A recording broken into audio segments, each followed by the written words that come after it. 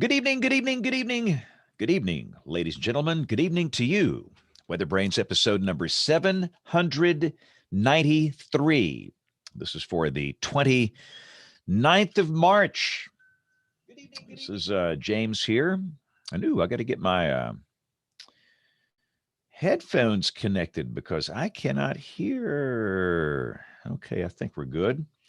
All right, so welcome. Going to be a busy show tonight. We're going to talk a little bit about the tornado event last Thursday across the Deep South.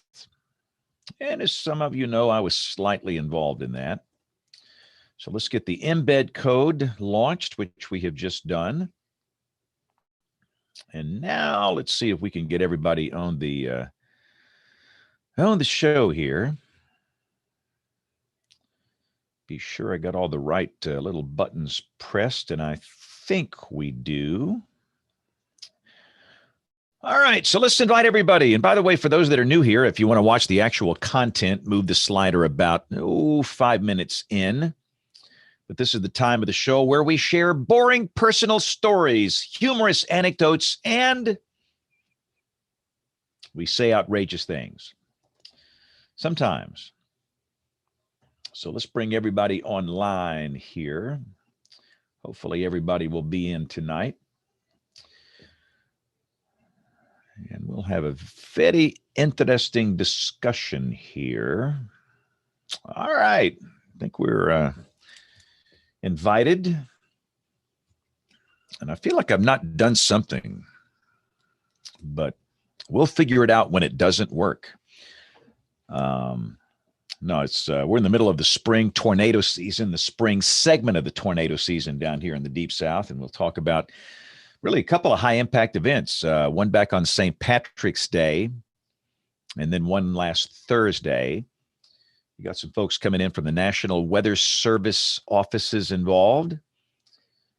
And I do believe we actually have one of the tornado victims from Noonan, Georgia in the show here tonight. That'll be coming on with us. Look who's here, Dr. Kimmel, all the way from James ATX.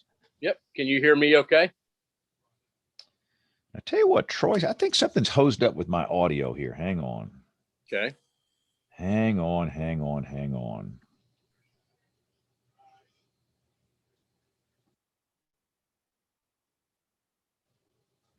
Try it now. Say something to me.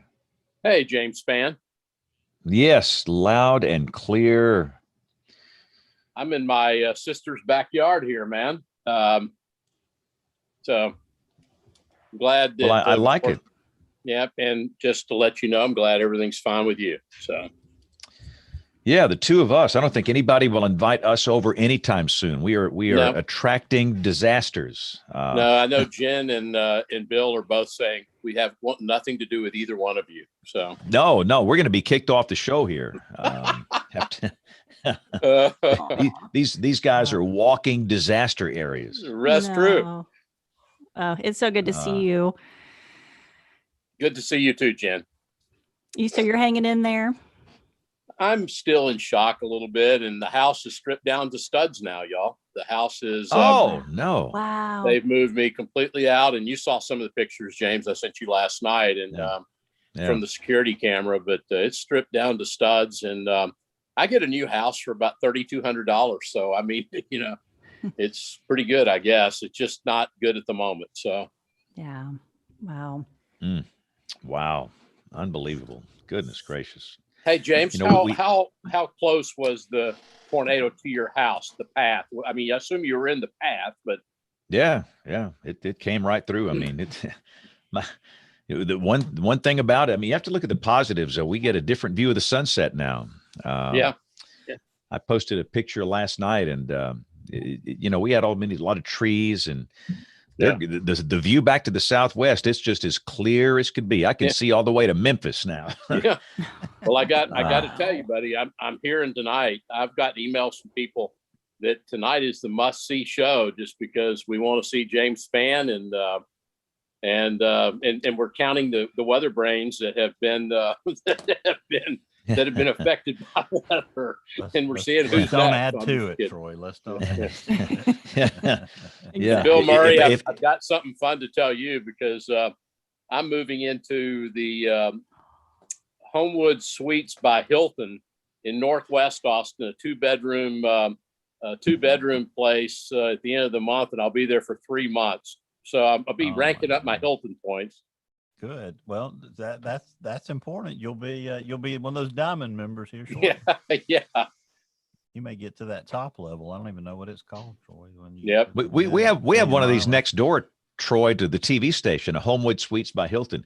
They got the greatest breakfast of any hotel breakfast. I mean, the only problem I think with COVID, they've done away with the waffle machine. I mean, that is the ultimate greatest thing. It's the waffle machine. I can work a cheap hotel waffle machine.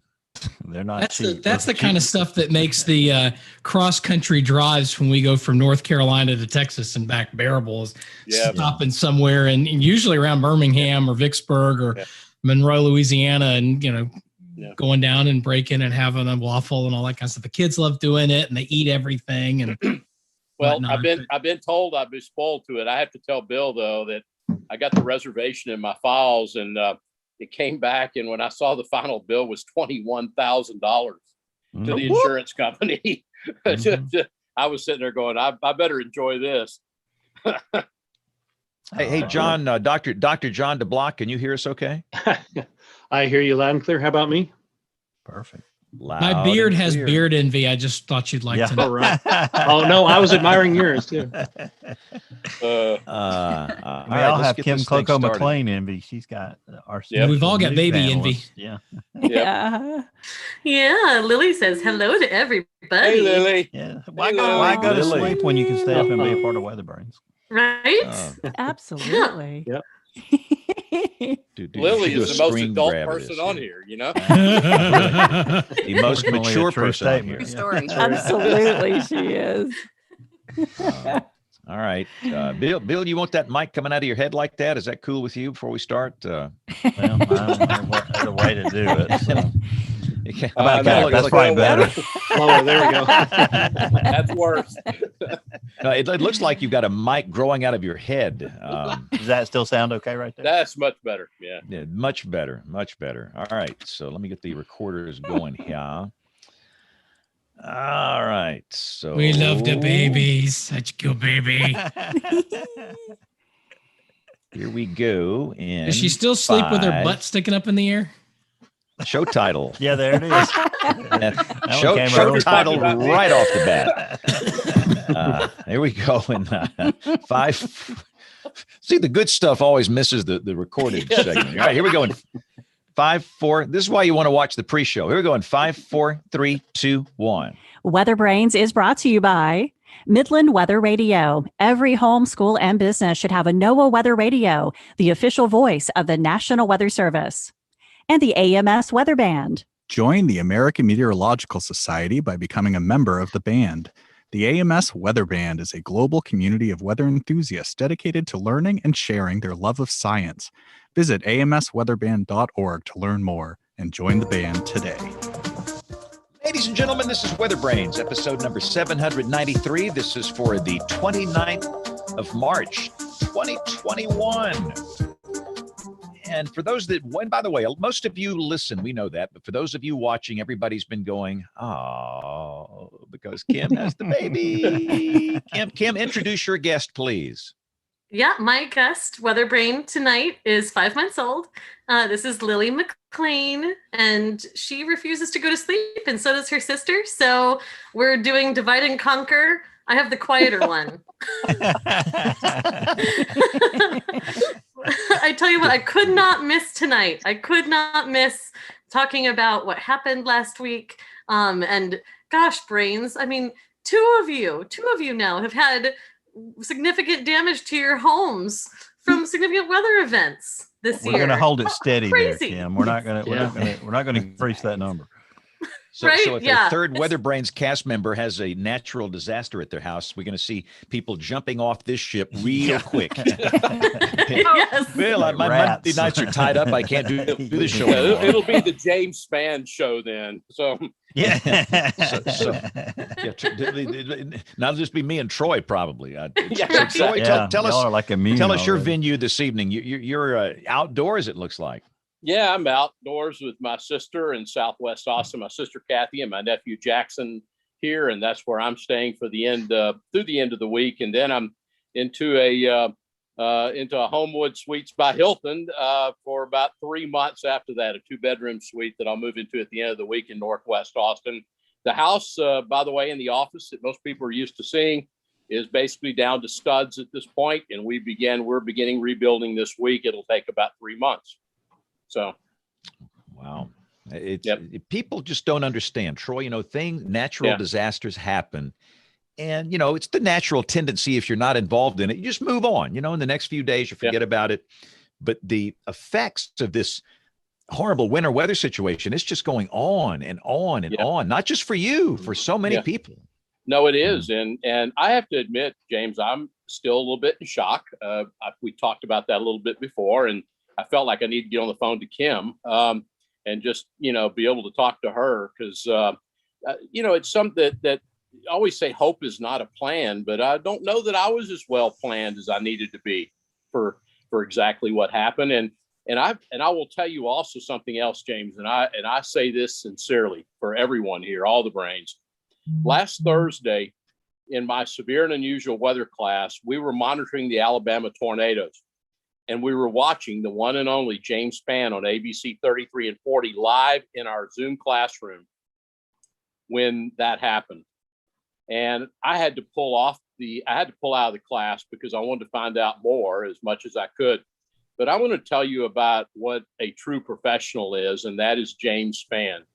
And the service he gave to the people of Alabama last Thursday was simply amazing. And I salute you, sir, as a friend. You and I have been friends for way too many years. Long time. And I'm just telling you, man, what a job you did.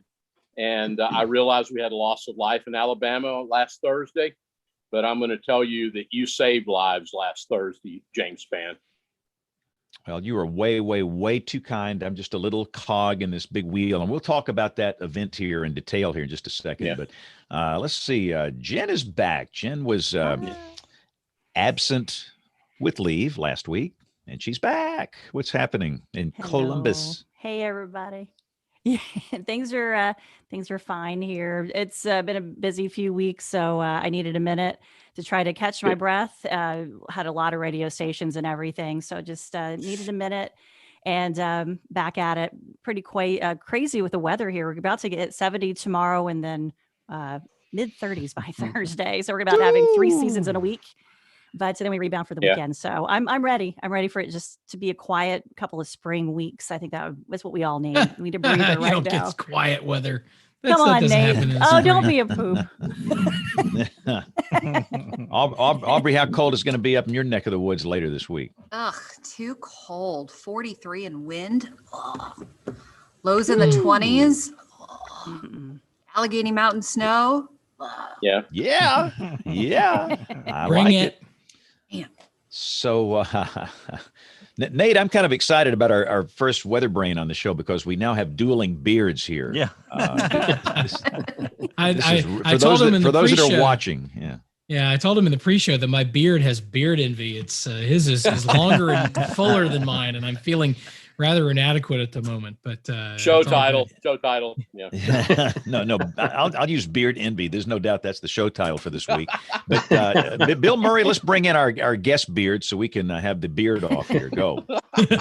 Your beard is something to be proud of. Certainly no slacker of that beard you've got, Nate. But as we've been talking about for the second time in 8 days, last Thursday, Alabama, the Deep South, we found ourselves in a high-risk weather outlook from the Storm Prediction Center and our local National Weather Service office. And prior to that event, emergency managers, local government officials, broadcasters were all kept up to date on the event. And at the forefront of that was tonight's first guest weather brain, Mr. John DeBlock. He's the warning coordination meteorologist here at our National Weather Service in Birmingham. John, welcome back to the show. Hey, it's great to be back. Yeah, we only call you when something terrible happens, John. So we're remiss in that, but we are thankful for everything that you did last week as this event was unfolding. And well, it was a very intense event, and a lot of effort goes into that, as you know, to coordinate with all the members of the integrated warning team and help you all do your jobs as well. Well, and you do that outstandingly. But as the event unfolded, it became apparent that a tornado was going to impact the Birmingham Metro. And our next guest, Weather Brain, was on the air, as he always is, when it became apparent the tornado could impact his home directly. No one's appeared on more Weather Brains episodes than tonight's second guest Weather Brain, James Van. No, literally, he's been on every single episode. But tonight we only because I have the equipment. I have the ball. You can't have a football game without a ball. So that's the only reason I'm on this show every week, and that's it. So that's not true. But you do have all the bats and balls, and we can't play without you. So, it's been a busy season so far, John. We had Jason Williams on a couple of weeks ago to talk about the January 25th Fulton-Dale tornado, and while last week was not as big, or while that night was not as big an event in terms of tornadoes, a number of them, it was very high impact. Talk about that event for just a second, because we got into a lot of the nuts and bolts that night, but it was pretty obvious this season was going to be an overachiever right out of the start. Yeah, we were looking at the long-term patterns and comparing seasons to 2011, 2008, 1974, some of the precursors coming out of the La Nina.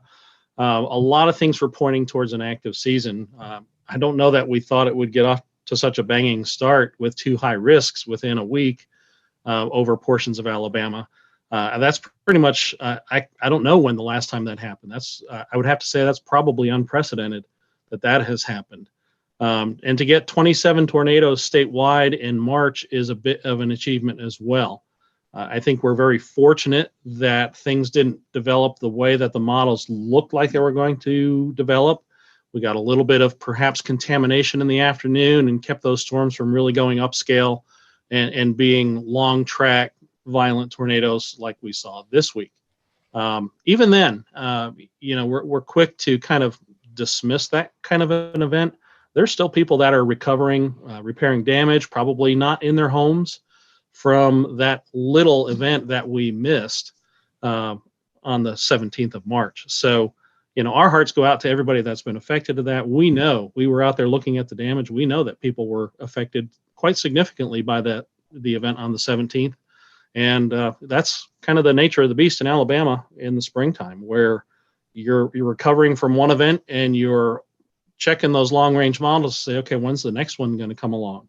And perhaps a little bit quicker than typically happens for us in March.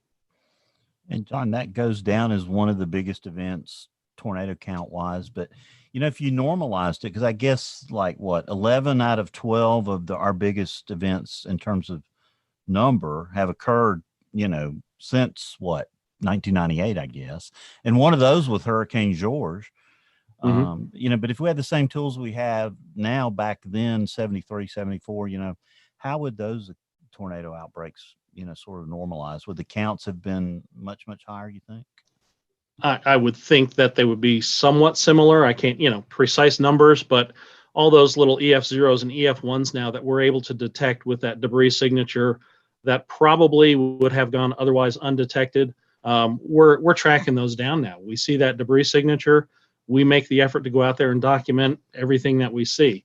It's very important for us to realize that when that debris signature is seen, that it represents the fact that there's been a tornado. So we're really verifying that algorithm and that detail of the radar to make sure that our forecasters, when they're out on the floor, have the confidence to know that when a debris signature shows up, it means something has touched down.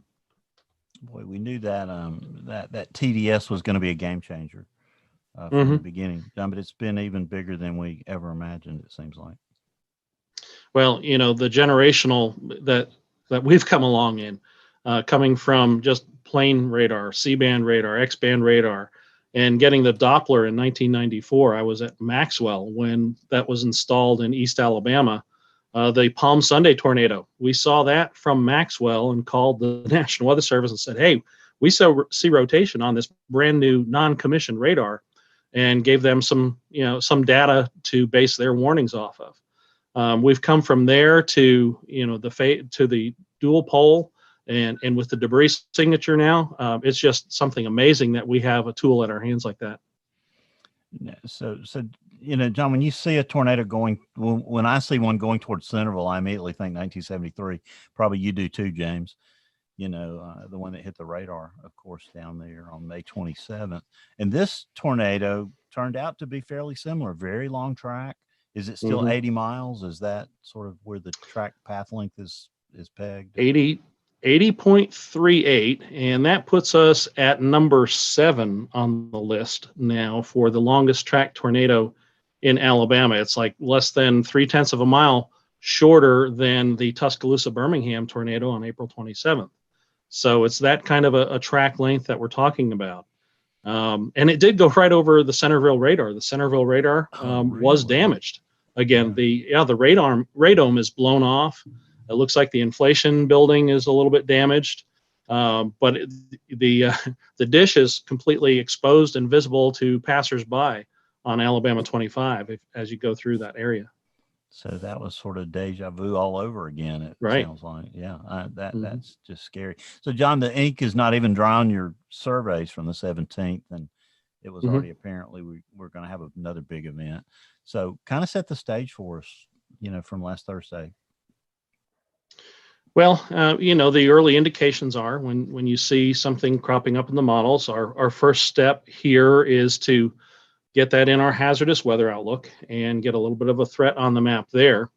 Once we get that threat on the map, we're talking about getting information out to our partners. We'll send out an email that highlights the threat to the area just in general terms, because that's really at that point all you have is it looks like there's a threat next Thursday. So that email goes out and our partners get it. And as we approach Thursday, the tempo picks up. We have briefings, more email packets. We open up the briefing to our media partners to attend as well. And we are ready to issue warnings on that day. We staff up. The staffing is very important at the office. The day before the event can be just as hectic and busy as the day of, as we're fielding calls from media partners, briefing state partners as well, getting the governor's cabinet up to speed to make sure that the right decisions are made at the state level. And then we still have to get that forecast out. And finally, on the last few hours before an event, there's almost a strange quiet in the office. The word is out. Our briefings are done. We're just waiting for things to go, waiting for that alert on the AWIP system to notify us that SPC is calling and wanting to discuss a watch. And that's when things start happening operationally. We get into the warning mode. We don't have a whole lot of time to rest after warning mode because we go out and look at the damage afterwards. So as the event is winding down, we're archiving the radar to put it on our laptops to take out to the field. We're lining up survey crews.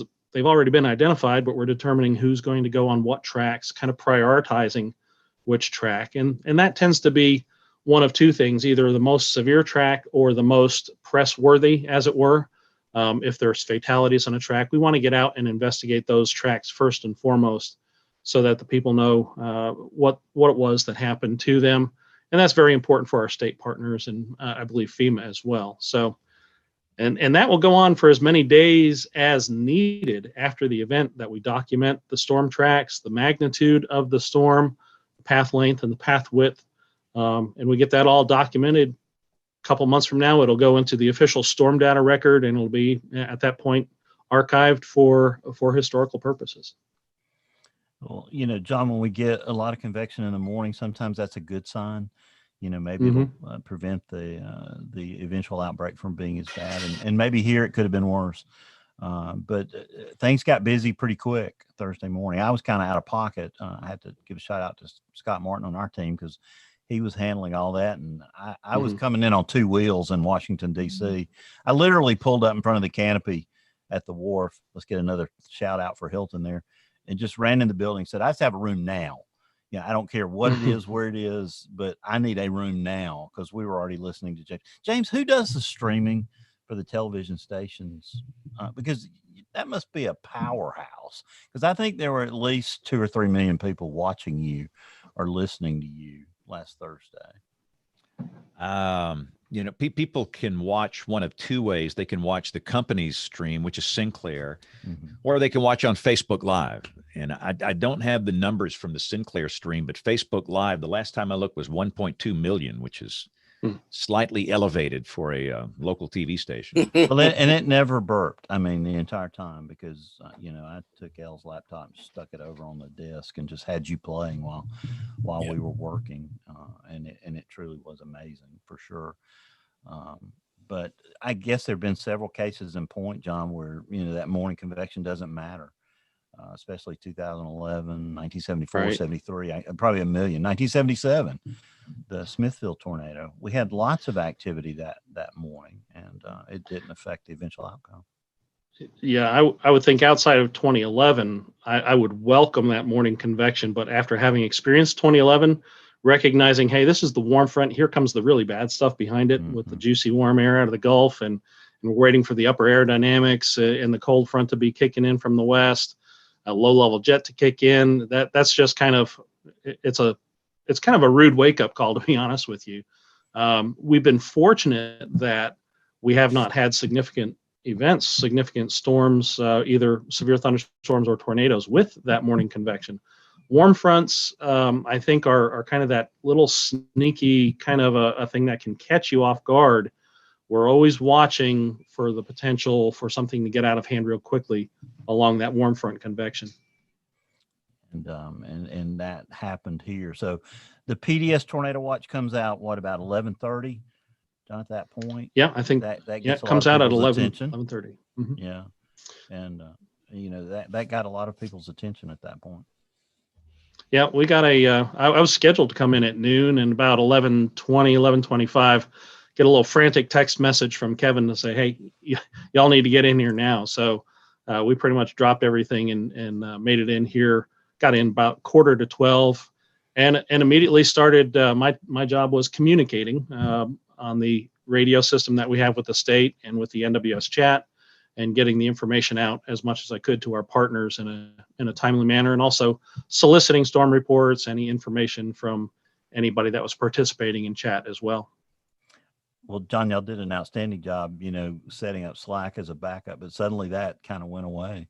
Can you talk about that? I know Troy may want to jump in here, but we kind of all went to Slack that morning, and it had moved back to Weather Service chat. So talk about that for a second. It's can you talk about it? I can talk a little bit. Nobody's listening to this. Nobody's listening to this. It's just us talking right here. Yeah. Just us talking. Hey, NWS chat. We take pride in the fact that NWS chat began here. It was our baby, and it was pushed forward back. Man, it's got to be 15 years ago that it became national in the National Weather Service, and it's proven to be such a valuable tool. Unfortunately, it's probably technology that was great 15 years ago. As we've gone on with server development and different, our technology somehow seems to be getting more fragile. So we have an older system on a fragile system for whatever reason. I know that's horribly technical from a meteorologist, but effectively, I deal with what I deal with. It seems to have become more fragile for whatever reason. When you put on top of that the backup server area, we had a disaster in the Weather Service headquarters with a water leak. So our backup servers were rendered non-functional there. So we were looking to try to find a way to make sure that we had a way to communicate with our customers and partners. And the platform that we chose was very successful in doing that. But I've got good news is that the folks at headquarters are very aware of the critical nature of chat, working on a solution as best they can. Not at liberty to share any details about that right now, but there's hopes that perhaps by summer we will have a prototype to develop a follow-on to chat or an improved chat that we will be able to share with our partners, at least in some prototype beta testing locations. hopefully we'll be one of those. I'll put in my bid now that, hey, we'd be great at that. We've got a lot of people here. I think we probably do have one of the more active chat rooms in the country. Some other key markets, Dallas, Fort Worth, Norman, those are all some pretty active chat communities. We recognize how important it is to our partners. So from our perspective, I'm pulling for the earliest possible solution that we can get so that we can meet the needs of our customers and partners, protect life and property along the way.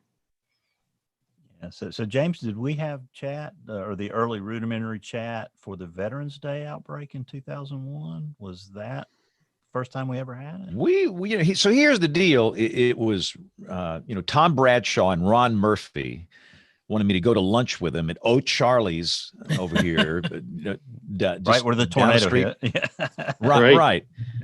And they said, we really don't know each other that well. And we thought we might use this digital technology to our advantage. And what do you think about getting on a chat session? So we used Yahoo Chat. That's where it all started. And it was outstanding. I mean, it opened up. It really was. It just changed everything. And that's was the genesis of what is now NWS Chat. And, John's being nice. I mean, what are they going to do? Fire me or audit me or whatever? But I mean, it's a debacle. It goes down all the time. It's flaky. It is inherently unstable. And this is what I use to get the tornado warnings from these guys. Yeah. That sucker goes down. I'm blind. And it went down the other day. It just goes up and down, up and down. And it's just, and you can't exchange files. You can't exchange video. Slack is a modern, stable piece of technology that's really remarkable. And you've got mobile apps, to get on NWS Chat, you got to have, this app's got to do, you got to configure it this way and do this way. And maybe it'll work if you do this. Where Slack is so easy. Yeah. And again, well, James, I'm very discouraged that James and John, and Slack. I have a question for both of you for a second. I had letting a secret out here. This is my pick of the week. It's kind of hidden, but I had a long discussion today with Matthew up at Washington Post, Capital Weather Gang, that of an article of which I probably will regret that I've said what I've said, but y'all can imagine. They're gonna audit you too. No, they're coming after me. I can tell you after this thing hits. But John and James, when did Daryl Hertzman up at the Iowa Environmental Mesonet get involved? Because I kind of gave him credit today, not realizing that this thing started there in the heart of Alabama, I guess. Mm-hmm. Well, no. The deal is Daryl got involved early, John. Right? I mean, when it became obvious that we needed to do something better than Yahoo Chat, because you see these ad messages for Hooters and the booby trap and all this stuff. These banners. If you didn't mention the booby trap as that, I was going to call it out. And so we needed something a little more professional, and that's when Daryl stepped in. And what Daryl put together was unbelievably good. Absolutely. Daryl is brilliant. Daryl has a great heart for this. He has a passion for this. But at some point, it got out of his hands, John, and you might know more about that than me. I don't know when it got out of his hands. No, I don't know any specifics. It would be purely rumor mongering at this point. But to some extent, we're a victim of our own success. Really, the success of chat. Has overwhelmed the capability that we had. We've branched out to a web-based option to log in, which, from what I understand, that may be part of the problem for the system right now. So, we encourage all our users as much as possible to not use the web browser version of NWS Chat, to get one of those third-party apps and get the server information and go through the trouble of setting it up. I think, especially now, that will help you in the long run if you use one of those other apps for the chat to work in. But I think it's kind of out-aged itself. It needs to be replaced with something that's reliable and stable, and we look forward to that day. John, I want to say something too but John, the Weather Service in Birmingham, sitting here in Central Texas in my Austin, San Antonio forecast office area here. I got to tell you the amazing things that office does, John. The people in that office, you deserve to be so proud of what you do, because I was on Pigeon, by the way, and I was kind of watching what y'all were doing, and it's just amazing. And so kudos to the men and women at the Weather Forecast office in Birmingham. Thank you, Troy. We're blessed with a wonderful team here. I'm just proud to be a part of it. And, things like that make that word retirement just far off in the distant.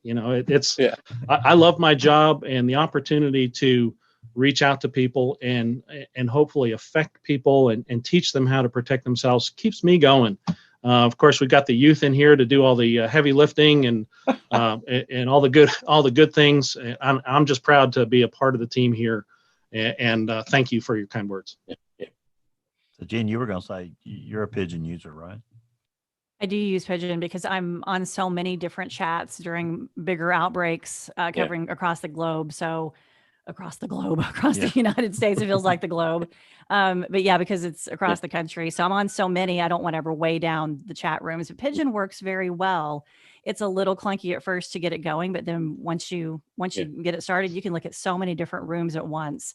And Jen, that's good. one thing that I noticed, Jen, too, is I just get lost with the chat live, the web version. I get lost with it. I at least understand the Pigeon and how it, the rooms. So I agree with you, Jen. Yeah. And it's a native. But let me say this. Pigeon is some crappy program that was developed 15 or 20 years ago. It really is. And I'm a Mac guy, so I use Adium X, and it's the same thing. This was fine, in 2000, but this is 2021. And here we are using the same stuff with this crappy software in an inherently unstable platform. This is a life-death situation. We can't be using this crappy software in an unstable platform. You can't do that. And what the Birmingham office did on March the 17th was brilliant. I'm sure some, pinhead somewhere got mad and their underwear started flapping up down their legs. And, guys, listen, do you understand? This is urgent. I mean, if it was anything other than a major tornado situation, okay, I understand. But guys, please. Well, no, but James, listen to me here. And I firmly, this is something that in talking to Matthew today, we've got to communicate better about how NWS chat contributes to exactly what John said, the mission statement of the National Weather Service, to protect life and property. And I've got news for you. Joe and John over here, they may not understand what NWS chat is, but it is so important to allow John, emergency managers to communicate, law enforcement to communicate, media to be able to communicate. And that's the thing I stress today is, it's time for the public to know how chat contributes to that message getting out to the public.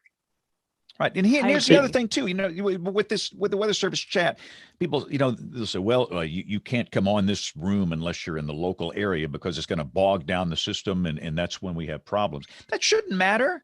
I mean, they're not creepers. These are weather professionals in different markets, and they should be able to watch this. They should be able to learn from the exchange and help them get better. But you're a creeper. You can't, we're going to bog down the system.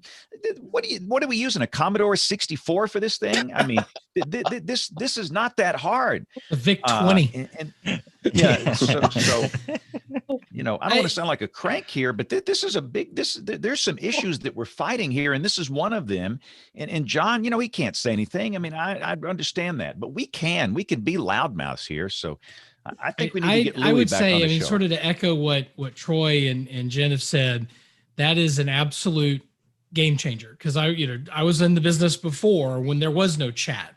And then the San Angelo office, was one of the early ones to get in on, the Yahoo chat and eventually the successors.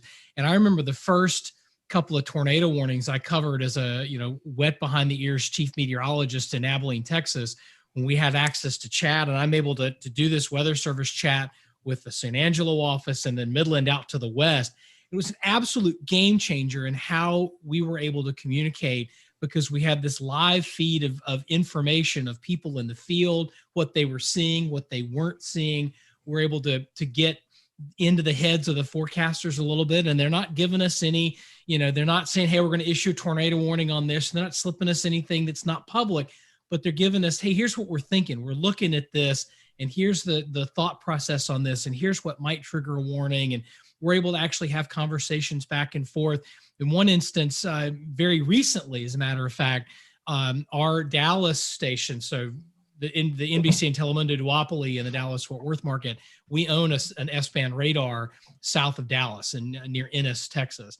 And we had a tornado warning. There was a tornado warning out, and we had a clearer view of it than the next rad, which was about a county and a half west of where ours was. And so we were taking requests essentially over NWS chat and then zooming in and showing things on the radar live on the air. So the Weather Service meteorologists could look at that data and decide, in addition to the NEXRAD data and everything else, to get a sense of, hey, what are they seeing? What's this other tool that they have some experience with seeing on TV? How is that, comparing with what they're seeing? And that helped their, warning decisions on that day. Those are the kinds of things that we can't do, certainly not as easily. Could we pick up the phone? Yes, but I can't talk on the phone and talk on TV at the same time. Mm-hmm. But it's an absolute game changer in how we communicate, because when you're sitting in the radar terminal, whether you're on TV or whether Weather Service, if all you have is the radar data, you're having to fill in a lot of the rest of the picture with models, conceptual models that may or may not apply to the situation you've got sitting in front of you. When you're able to color that with, I've got a spotter in such and such a place and they're seeing something or they're not seeing something. Sometimes hey, I've got a crew under it and there's nothing happening. That's the most valuable report you can get sometimes, because maybe that saves you from having to issue a warning or saves you from having to cut in. But this is an infrastructure thing, and we're going to hear a lot politically in the next few weeks about Infrastructure Week and President Biden going to roll out an infrastructure plan. Well, guess what? This is critical infrastructure, just as critical as the internet, just as critical as the highways we drive on every day. And we really need to make sure that it is raring and ready to go for the next big event, because it can't go down. I firmly believe that NWS Chat has saved lives in the past, and it will save them again, save them in the future, if it is able to run and run reliably and if people can count on it. But right now we're in this spot where people are not comfortable. They're not confident that it's going to be there working all the time. And so we're wasting time worrying about it instead of just using it and getting on with it. Preach on, brother. But hey, I know we got to pivot here at 8:45. Well, I told John we'd probably closer to 9, James, because I want to get into your story, because we see the storm coming up through green and hail. Well, before we do that, Bill, hang on. I want to commend John DeBlock while he's on the while he's got a second here. His initiative, and I don't even know who's. I want to say it was a social science. Was Kim? Did you start this? The be a hero thing? Be the hero. Did John? Does that originate in Birmingham or? Yes, sir. Where did that come from? Came from me. That's brilliant. Okay. Working with our social media group. We started out and we put a post out on social media. Folks up at headquarters saw it and liked it and kind of adopted it there. I don't know how big of a push it's getting in other markets, but let me read you something here. As I was driving in, a note from Jason Beeman, who's the WCM down in Mobile, talking about the tornado in Marengo County. There were 3 people living in a mobile home along the river that was completely destroyed. These people were working on the river for the river camp owner. The owner called them. He was a hero when he got the warning and told them to move to a sturdier building on the road. They listened, as the outcome would have likely been bad. The trailer was destroyed. The warning saved lives. And that gentleman was a hero. We had stories as we were going out, and I really think, I don't want to get too excited here. We might be turning a corner in the battle to get the word out here, James. Every story that we heard, people we talked to made the right decisions. And I want to attribute that to the low injury rate and the low fatality rate. These last 2 events, we got to keep on pressing on. We still have work to do. Don't let off the gas at all. But the idea that you can save somebody's life by giving them a phone call and getting them to act. Kim, you can vouch for the social science where that phone call may be the single most important thing that somebody gets, because mama telling me to go to shelter kind of takes the decision out of my hand, and I can listen to mom without any worry about stigma of having made a decision to go to shelter. Just somebody else caring about you, getting that word to you can make a difference. It has made a difference. and we just got to keep pushing on that. But I got to credit John, because he was pushing that. John DeBlock was pushing that, and we all took it and we ran with it across social and across television, and over and over and over and over. I've heard for these TV reporters out in the field, I got a phone call. It said it was tornado warning, and I did this and I did this. I can't tell you how important this is, and shame on me for ignoring this in years past, knowing that the most important asset we have, it's the people, these masses of people that do watch weather coverage, and we need to let them be an extension of what we do, and call people. If you know somebody in this polygon, call them or text them. And that is an amazing thing that John has done here. And I'm telling you, we are turning the corner. We really are. So John, hats off to you. I just wanted to congratulate John for pushing that. It made a huge difference. So thank you. You're welcome. The inspiration, came from where a lot of inspiration comes from, and hopefully it will continue to save lives. Well, there we go. So James, you look up, we got a storm in Green and Hale. It's coming into Bibb. That's going to affect southern Shelby, southern part of the Birmingham Metro, northern Shelby.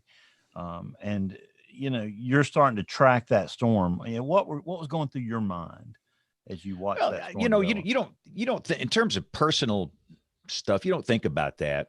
I didn't think about that. I mean, how many times do we have tornadoes in that same general area? But it got pretty close. And what people think we're up there yakking away. Most people think, some stooge, stand in front of a green wall, yakking away. Any buffoon could do this. But what people don't understand is the amount of data we're trying to process. I'm trying to process. And this little old pea brain up here, I've only got so many CPU cycles up in here. I got chat sessions open with the National Weather Service in Birmingham, Huntsville, Memphis, Jackson, and Mobile. I've got to look at all those chats. I've got this. We use Slack here at the TV station. Our people, our spotters that we have are on Slack, and our crews in the field are on Slack, and they're all there. I've got to look at that. I've got to monitor these live views. If you work in a TV station, that's how you do live shots now. I've got this bank of live view streams, and there's usually about 10 of them, and I got to look at all these dash cams to see what's there. I've got the sky cams, these fixed cameras I have to look at, and then you got the social media monster. You got Facebag and Twitter and the Gram, and all these images and videos are coming in, and you got to decide which ones you're going to use, which ones are important, and on top of all that, you've got to be coherent on television. Tell a simple story about where the danger is and what people need to do. It is mind-boggling. And so what's happened is the thing gets close to your house, it puts an unbelievable load on you, and things get complicated. And the one thing, and as it got close, and my wife, we got a weather radio, she's got her phone set up, everything you're supposed to do. She had 2 ways of getting the warning. But sometimes you've just got to stop and be sure that they heard it. Maybe, but what if both failed? And so just a simple, now I was on the air, I was sitting there on camera doing a quick text message, and I'd sent 2 words, shelter now, with an exclamation point. And immediately she texted back and it said, I'm there. So at that point I had this level of comfort, and we have an in-house shelter that's rated for EF5, she's fine. And that gave me a really important level of comfort, just having that. So as it came on through there, but then the next thing, in my mind, you start thinking, do you have a house? What's left of the house? Did we take a hit? I know it was close. You don't really know exactly if it was your house. And thank goodness in the newsroom, Pam Huff, who's one of our news anchors, called her, and she kind of talked to her while it was happening and told her when it was safe to come out. And the manager, Eric Land, was over there. And after it passed my neighborhood, it was, kept on going. And listen, you can't abandon ship here. People say, well, you should have gone to check on your family. Shame on you. My wife was fine. I knew that. She was in that shelter. So, but Eric, our general manager, just kind of waved me over, and I was a little uncomfortable, not know, what this can't be good. But I had a brilliant, young meteorologist working with me in the station, Taylor Serralo. She is so much smarter than me. She took it. I went outside and talked to Karen, and she was shaken, but she was fine. And she said, the house is still here, but she had looked outside, and you know what it looks like. You've seen this stuff before. And she didn't know anything else, but the house is intact. And again, I went right back into it, and that gave me, again, a level of comfort of knowing this part of the house is there. you just keep going. But the thing I wish I could do is comfort her, because she's home alone, Right. and you got trees all over the place, trees on top of the house. You don't know anything. Power's out. And it just adds this layer of extreme complication in a very challenging situation. I've never had to deal with that before. And I've been doing this for 43 years. I'm old as dirt. And it's something I don't want to do again. I'm not that good. And I look back on the coverage, and I could see where I felt like I was just a little off. Usually I'm really sharp and I'm on it. But part of my CPU cycles in my brain were taken away from the event itself, the ongoing event, to worrying about what happened to your house and your wife and everything else. So, and there's no book, there's no manual on how to do that, but you just got to keep on going. And I'm, as it turns out, yeah, it's horrible out there. I mean, we were right in the path of an EF3 tornado, but somehow the house stayed intact. We had some roof damage, trees were on the house, but guys, we're there. We're blessed. Everybody's healthy. The house is going to be okay. We'll get the roof fixed, and we move on. Where some people lost everything, and that's the one concern I have. And I know we got to pivot here in just a second, but I worry about this publicity. Ooh, James Spann was on the air and it hit his house, and he kept going. All this publicity, and no, this is no story. I mean, and I'm glad to talk about it here. This is why I love WeatherBrains. We can openly talk about this stuff, but all these people wanting to talk about it, it's going to get attention off of the people that really do need help in little places that you don't know about, places, like Sawyerville. I mean, John DeBlock knows where all these places are because that's what he does. How about North Perry County, north of Heiberger? I bet you nobody on this show knows where that is. Ohatchee, Wellington, all of these places, Columbiana, Wilsonville, where people have lost everything. Instead of worrying about James Spann, and I'm honored, I'm humbled that people thought about me. I really am. And I got so many people reached out, and that meant a lot to me. That meant so much to me. And the people that came over Saturday morning, this army of volunteers that just showed up, that didn't want to take a cent. They just wanted to help. They wouldn't take anything. And they worked hard labor to get these trees off the house and get everything, start the process. I mean, I'll start, getting emotional thinking about what these men and women did for us. But please, my concern is just, I want to be sure that people understand there's some folks with real needs.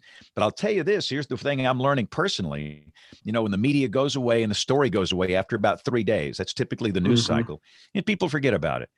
This stuff the recovery goes on for weeks and weeks and months and months. And so just don't forget these people that are hurting, Bill. That's my main concern. Yeah, James, one of our associates lives near Oak Mountain High School, which is where the tornado was. And he has 25 trees down in his yard, and nobody comes to do those trees for you. They'll get them from the street, but it takes volunteers like you had. Tomorrow morning at 9 o'clock, we're going to be over there, cutting and hauling trees, for the whole day. So it's really, really important that all the churches, organizations, friends, just anybody, keep that in mind. Right. James, I was going to say the cool thing though, guys, and this is on my heart too. All those people out there helping in my neighborhood, you know what? They didn't know, they don't know who voted for Trump or who didn't vote for Trump or Biden. They don't know if they're left wing, right wing, conservative, liberal, whatever. We're just people. That is so refreshing to see that. And why does it take a disaster for people to come together? I wish we could just be like this every day, but it restores your faith in humanity. If you live in the social media world, it is a nasty place full of hate, division, vitriol, bile, and weapons-grade ignorance, in the great words of the great Tony Rice. And you start having, there's no hope. There's just no hope. But after this, you have great hope. There are really, really, really good people in the world. So I'm encouraged by that. And again, I want everybody to understand how well the warning process has worked in this state for this month, for all these events. And like John DeBlock said, I think we're turning a corner. We've learned a lot from the social scientists. We're taking this integrated, interdisciplinary approach where we're taking knowledge from social science, bringing it in with physical science, and the thing is starting to work a lot better. 5 deaths, it's 5 deaths too many. And we got a mobile home problem. And I know David Roush was up here looking at, some stuff today from Auburn, the engineer. But anyway, we made great progress. And John, I salute you. The work that your office does down there, it's absolutely outstanding. And don't ever let anybody say anything else too. I just mistook Nate for Jen, or Jen for Nate there. So Jen, you go. Yes, I trimmed my beard this morning. I was on mute, but I was going to say. Didn't mean visually. Show Jen. I time- meant show in title. chat. I know, I'm trying to get my show title in there. I don't I know, wanted- Jen, that you have been disrespected like that ever until that. That's low. It wasn't intentional. No, I just wanted to make a comment. I think from my view, James, I think so many folks were concerned about you because you're a hero to so many. And that would be I saw so many comments on social media. It's so vile, but it can be a place of hope that people were just so concerned about you and that they saw how you carried on and were just, it was an inspiration. And for the folks that my kids on the Discord server for Tornado Talk, they texted me immediately and let me know that what had happened because I wasn't watching the coverage at that point. They were so concerned about you. You have such an impact on the youth, these young meteorologists who are learning how to cover severe weather. They stream you from start to finish. And we will sit back, and we've done this on Tornado Talk. We will watch your coverage from other events. We've done it for 2011 already, and we will go back. So you're teaching them. And I think that's why you're such a hero to so many. And I just want to make sure you know that you inspire me to be a better broadcaster. Yeah. I've got one comment real quick before, because I got to go to show. But James, I think Jen hit the nail on the head. It's, the broadcasters, our community was coming out to support you because, for a lot of people, this is not something that we all haven't thought about, and that you try to somewhat mentally prepare. What if this ever were to happen? So for us to witness that this was done, you handled it absolutely like no other. And I think that's what we saw in the meteorology community, was that our leader stepping up and doing everything that we would have expected him to do in that kind of scenario. And that's why we salute you.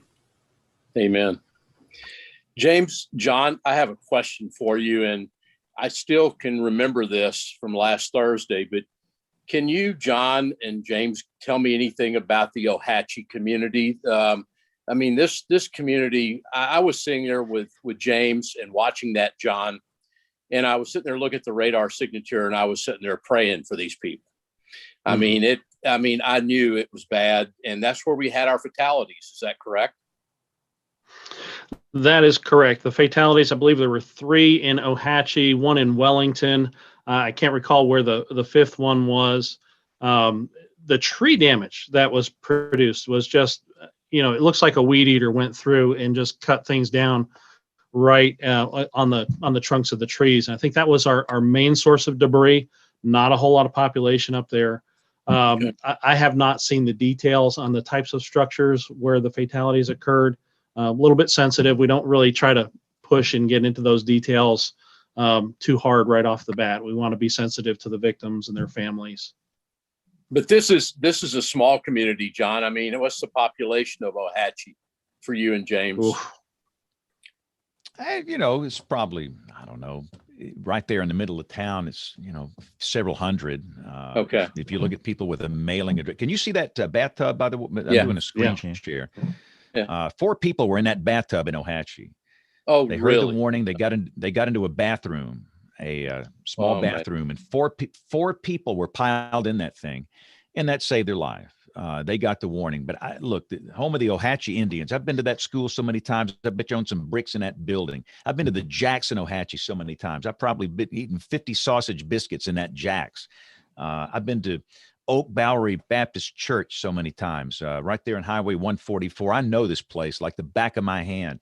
They're marvelous people, just great people. It's a great community, and they're in great pain. And they had issues in 2011, and this is one where we had tragic deaths. 4 people died in Ohatchee, and then we had one just northeast of there in Wellington. But again, I'm telling you, the death toll could have been 50 in this event, based on these long track, EF3 tornadoes. And John, how many EF3s? We went with 3 of those things, right?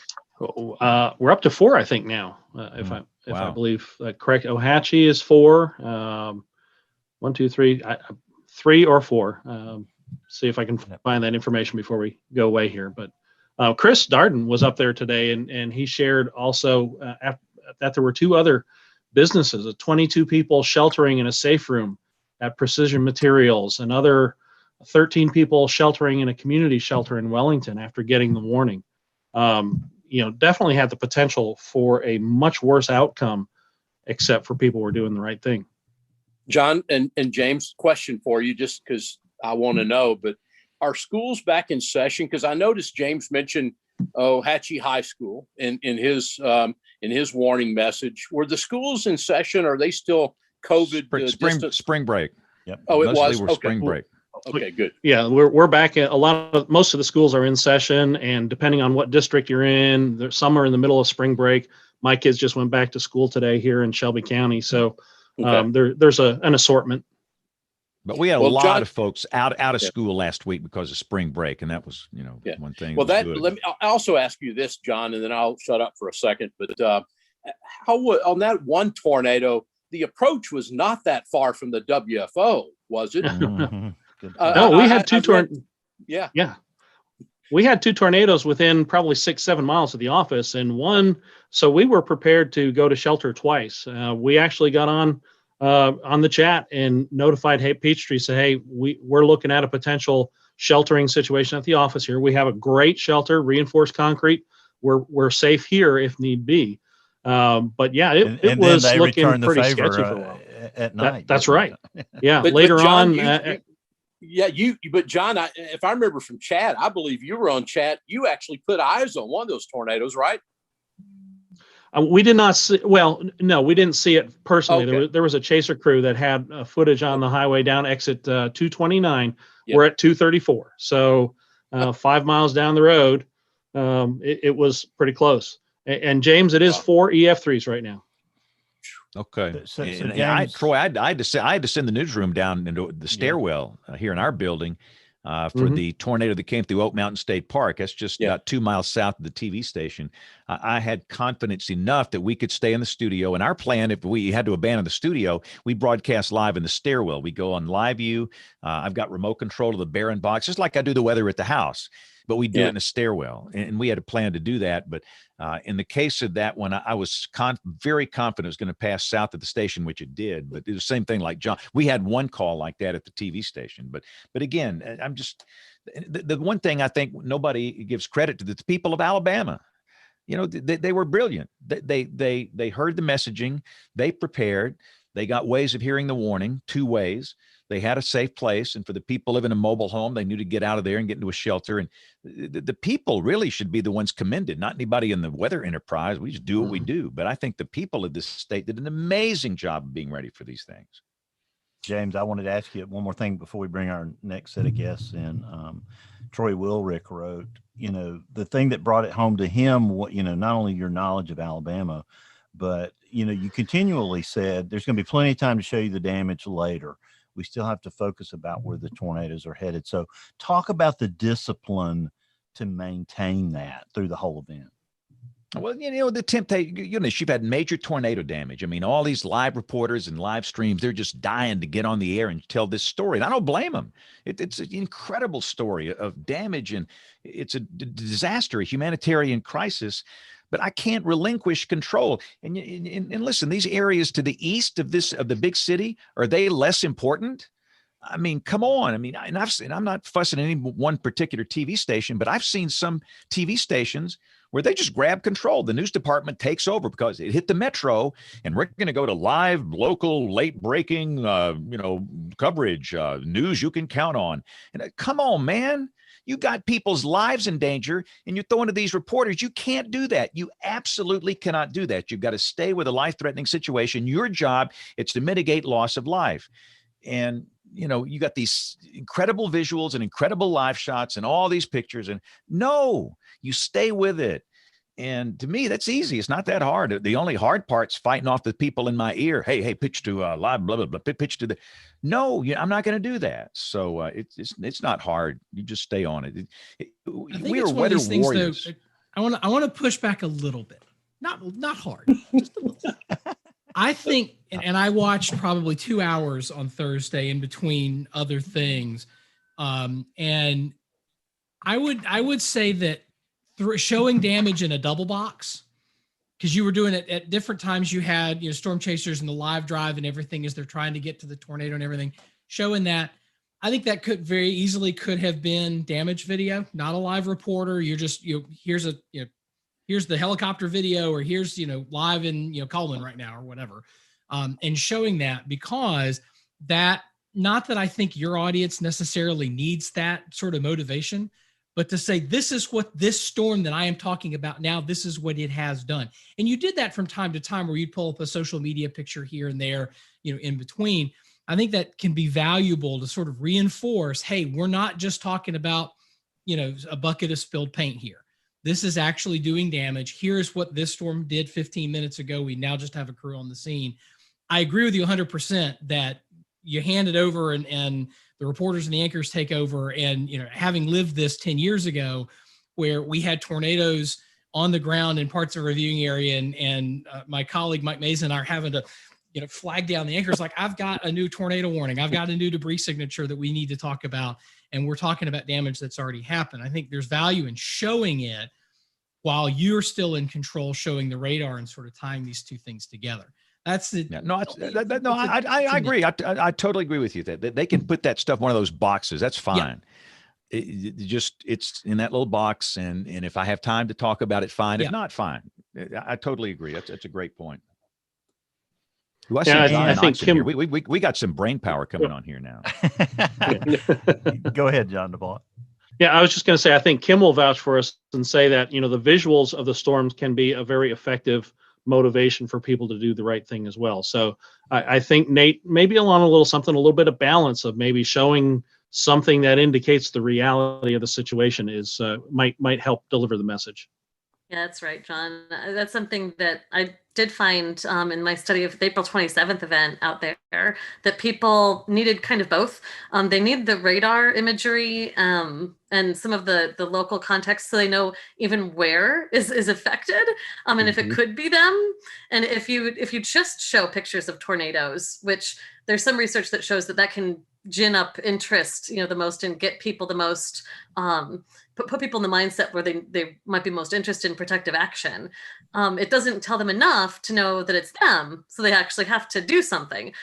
So it's sort of like a puzzle, and there are just different pieces that each aspect gives people to work with. So it is, I agree with you totally, John. It's a balancing game. And I don't envy you, James, the task of trying to juggle those two different kinds of information across all those different places with the people in your ear screaming at you about whatever they think is going to be the most interesting part of the highway that was hit, that everyone's looking at and taking pictures of, and it might not be the worst thing. And I can't even imagine the juggle. But that is something that John, I totally agree with you. And thank you, Nate, for bringing this up.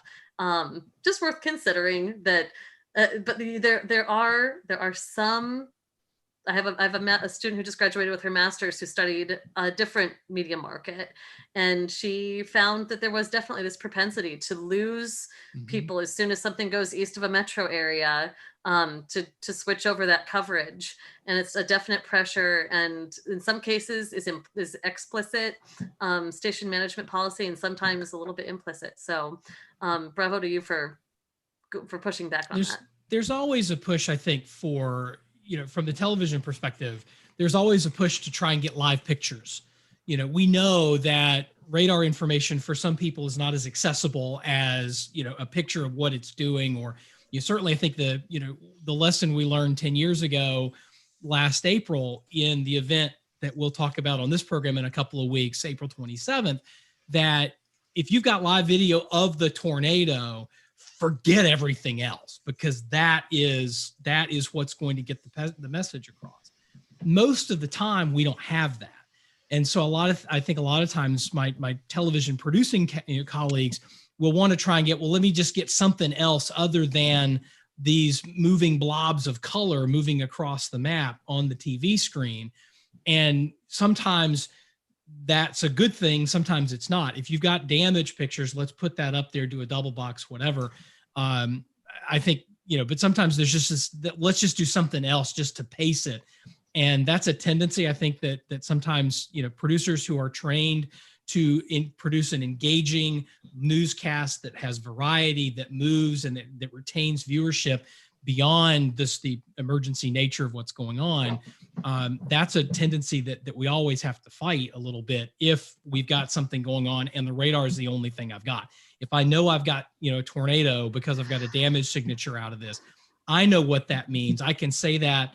And sometimes the producers may not be listening to what we are saying as we're talking about it, because they've got 3 people in their ear. They've got, holding the whole, one phone here, and they're talking to a microphone here with an earpiece.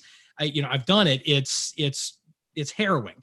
And so I don't, begrudge them, for sort of falling back on, hey, I've got a crew that's driving to this. Let me show this, piece of video, or I've got a reporter we can toss to him, and maybe in the back of their mind, they're thinking, hey, I can give, James and Taylor a bit of a break for 30 seconds and let somebody else talk. That's an instinct. And sometimes the instinct is not the right way to go. And John DeBlock, we've got another system coming in Wednesday, but it looks like March, while it won't be going out like a lamb, maybe it'll at least be a dentally challenged lion, perhaps. That's our hope. I know we've got the staffing lined up. I'm already on the shift to be in here and communicating and right back at it.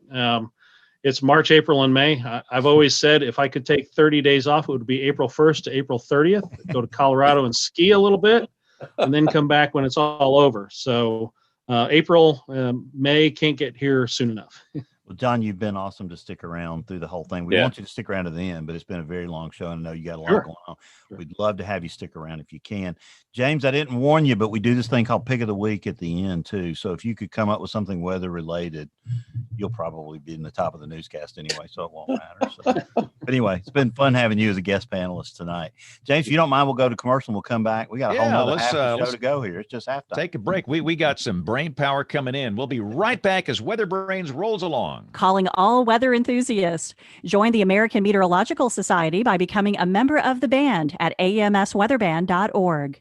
As an AMS Weatherband member, you'll get to go behind the scenes with the scientists of the American Meteorological Society, whose members have been at the forefront of weather, water, and climate research for over 100 years. You'll learn about the very latest research from the scientists who are actually doing it. What's more, you'll become a part of a passionate online community of weather enthusiasts, get access to exclusive videos, webinars, and other fun content, and support the science you love. Learn more and join the band today at amsweatherband.org.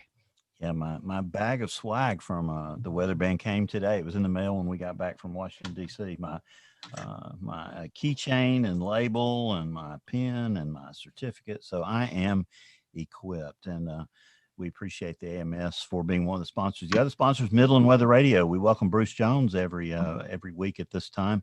Bruce, you're joining the fray tonight. We got a real fracas going on here. Yeah, and it was good to see that we had yet another tornado outbreak, but not a huge loss of life and a huge number of injuries. And sometimes I think maybe we're turning the corner on our warnings and getting people to take the proper action. And so since we brought the social scientists into this realm about 10 years ago, I think we've seen some positive changes in people's behavior during these severe weather outbreaks. I don't know if there are any numbers to back that up, but I hope it's working. Seems to be. And Bruce, 2 themes are emerging tonight. One is John DeBlock's superb Be a Hero campaign. We're going to be adopting that one.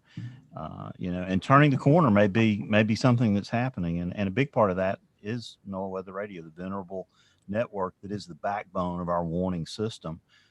And it worked very well. I didn't hear of any problems or issues here. We were in Washington, D.C., didn't have our weather radio with us, but here at home Sunday night, when that severe thunderstorm warning was issued for Jefferson County, it was going off at 4 a.m. just, like it should have been. Yeah, they were designed to be an indoor tornado siren, and to get that public alert certification, they have to have an alert tone of at least 76 decibels. And I think the Consumer Electronics Association back in the early 2000s actually tested that to make sure that that would wake up a deeply sleeping human being. And it certainly does. And that's the whole idea behind having a weather radio in your house, is the National Weather Service can fire off that radio and wake you up to tell you that something's coming at you at 2 o'clock or 3 o'clock in the morning. And that's how they save the most lives, nocturnal tornadoes. Absolutely. You were the talk of our conversation at lunch with our family on Sunday. Elle's mother's in town from New Mexico, and you know, they were asking questions about NOAA Weather Radio. I couldn't believe I had a family member didn't have one, so they took advantage of your offer. Tell them about it. Oh yeah, if you're a listener or a viewer of WeatherBrains, if you go to midlandusa.com, and use the promo code SPAN25, that's SPANN 25, SPAN25, you get 25% off all the weather radio products and accessories. So again, the website is midlandusa.com, and then the promo code is SPAN, SPANN 25, SPAN25, and you get 25% off just because you're a fan of James Spann's WeatherBrains. It's just kind of a way that we can reach out and help you, help yourself, and help your family. And if you are a listener to WeatherBrains, please join in and help us spread the word that the NOAA Weather Radio Network is the official voice of the National Weather Service. It sure serves you 24 hours a day, 365 days a year, with a direct broadcast from your local National Weather Service office. So tell your friends about it. Tell your family about it. Let's get more people to take use or make use of this very, very important life-saving system. Now, let me say this too, Bruce. You know, they're in short supply around here. It's hard to find a weather radio, but if you go to midlandusa.com, that's where it all comes from. So you won't have I assume there's no back order problems, right? No back order. We have, on any given day, we have anywhere from 130 to 180,000 radios in our warehouse, and we kind of keep it stocked that way just for events like this, James. There you go. So if you can't find it locally, just go to midlandusa.com and use that promo code, and you'll be in business. And with that 25% off, you're going to be about $30 for that WR120, and that's the best $30 you can spend in preparedness. Bruce, thanks for being a sponsor. Thanks for being here. Thanks for all your great input. The second half of tonight's show is the suggestion of Lance Mitchell-Blocker. We're pleased to be joined by some special guests. First one, residents of Noonan, Georgia. Ashley Kent was home when an EF4 tornado came rolling through late Thursday night, early Friday morning. Ashley, we welcome you, your husband Jasper, to the show tonight. Thank you. Thank you for having us. Well, I think your story is pretty amazing. Your experience involves the next two gentlemen that are going to be with us. So stand by and let me introduce them, and then we want you to tell your story. Our second guest, WeatherBrains, is a professor of meteorology at the University of Georgia. He's a friend of the podcast. He's been on here several times. He's a proud alumnus of my high school, Huffman High in Birmingham, Alabama. Dr. John Knox, welcome back to the show. Yeah, thanks for having me. It's great to see everybody. Well, you're looking handsome. That background looks good behind you there, John. Are you in your basement or what? Or are you in some fancy TV studio now? Yeah, I'm in my fancy dining room, which has striped wallpaper. So I thought a UGA at night background would be really nice. Well, that looks awesome. We're glad you're with us for sure. And John, we have one of your students, Will O'Neill. Will, you were broadcasting live Thursday night. And we want to hear all about that in a second, because that created a tie between you and the Kents, and we want to hear all about that. So Ashley, tell us what happened. Yeah. So my husband had already gone to bed, and he was in a deep, dead sleep around 12 o'clock midnight when I heard the tornado sirens, and I didn't take them very seriously, because we're from the Midwest and we used to hear tornado sirens pretty often, and it would maybe be an F0 tornado and nothing would really happen. And so I kind of laid there for a few minutes and was just like, I'm sure they'll pass by. And then I just decided, well, I'll just flip on some local news. I'll see what I can find online. And I couldn't really find anything, but I came across your guy, Will O'Neill. And he was explaining exactly where the tornado was and just the seriousness of it. And I think what he said was, I think what made it real was when he said, "It's in downtown Noonan. It is very serious, and this is life-threatening." And downtown Noonan is 5 minutes from our home. So at that point, I ran upstairs. I grabbed a baby mattress, came downstairs, grabbed him out of bed, grabbed our son, threw it over us, and the wall and the whole bedroom just imploded in on us in that moment. Wow, that's amazing.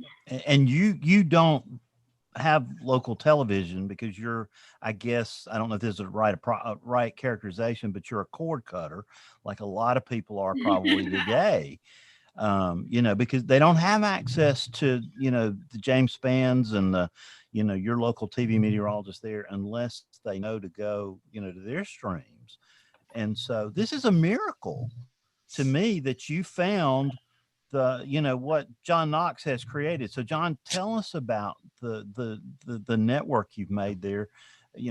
Great educational tool for your students, but it saved lives this night. Right. Well, let me give credit once again to the students at the University of Georgia.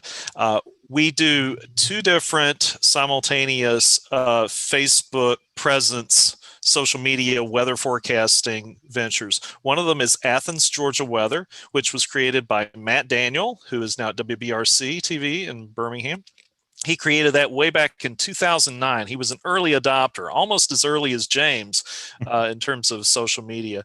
And then North Georgia Weather Authority, which is what the Kents found, was created by Austin Cheney, another student and alum of our program who's now at WMAZ in Macon.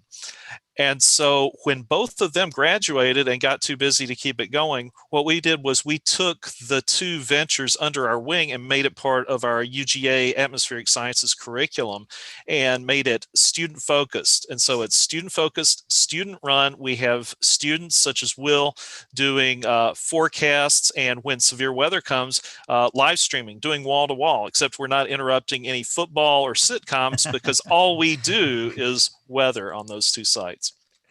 So John, we always like to hear how the sausage is made, and a lot of things get replicated because of that. So give us a little of the background, the equipment, the platform, obviously using Facebook, YouTube, things like that. But what I saw, the video of Will was extremely professional. That's right. Well, Austin got us off to a great start because he started his page, North Georgia Weather Authority, when he was in middle school, and he figured out ways to emulate the expensive software and equipment with PowerPoint. So the sausage making is we are extremely efficient at how we do things. So we look like we're a real TV station, but at a fraction of the cost. Also, once we got going, our venture was so successful locally that a donor to our department, the Department of Geography at UGA, actually showed up with a check for the development people so that we could build a studio in our basement. And so we've been able to upgrade from the beginning just by having students do hard work and good work. But we ought to talk to Will now. Yeah. So Will, you're broadcasting live as this severe storm comes out of Randolph County in Alabama. What were you thinking? What was happening? Well, that was the first time I'd ever done any broadcast live. So that was interesting because everything else I'd done was pre-recorded. So I got up there for the first time. I got to give a shout out first to Jared Shelton, though. He was up there for an hour and a half earlier in the day as the storm moved through northwest Georgia, and then he took over for me after about. Did I cut out there? Just a little, but that's okay. We got what you were saying, so keep going. Yeah. So the first we started going live when it was in Randolph County, and then it started moving into Heard County, and then I was getting updates through text because we couldn't get into NWS chat in our studio down there all during the day. So one of our other students, Christian Walker, was sending texts down to the studio, and they were relaying it to me. And then as the situation progressed, it went into a tornado emergency, and then everything else happened as it moved into Noonan. Well, they've already had a 15-minute rant about National Weather Service chat, Will. So at the risk of starting that back up, we'll move away from that for a second. And I know Kim's ears probably stood up when Ashley was talking about, living in the Midwest and, there never being anything that happened. So I know your ears were perked up then, Kim. They sure were. Man, it's like you all read my mind. It's amazing. We're like a bunch of old people that have been together for 50 years. Right? We know what each other are thinking. Right? Yeah. Oh, but no, something that I think is so interesting about what you were saying was that where you were from really shaped how you approached the, responding there. And there's something about that is really so I'm a behavioral scientist, and I study how people perceive risk from things like tornadoes and severe weather, and understand the environmental cues around that and choose to respond and what that process is like. And one of the things that we recognize in our discipline is just the importance of place and where you're from. You can be part of a disaster subculture of one kind, and then be sort of wearing that. You take that knowledge with you when you go to other places. And this is one of the things that can make it so hard for us to give a recommendation for how to message to everyone in any places. You have transplants, you have people who are from other regions who have a different way of knowing and understanding about weather.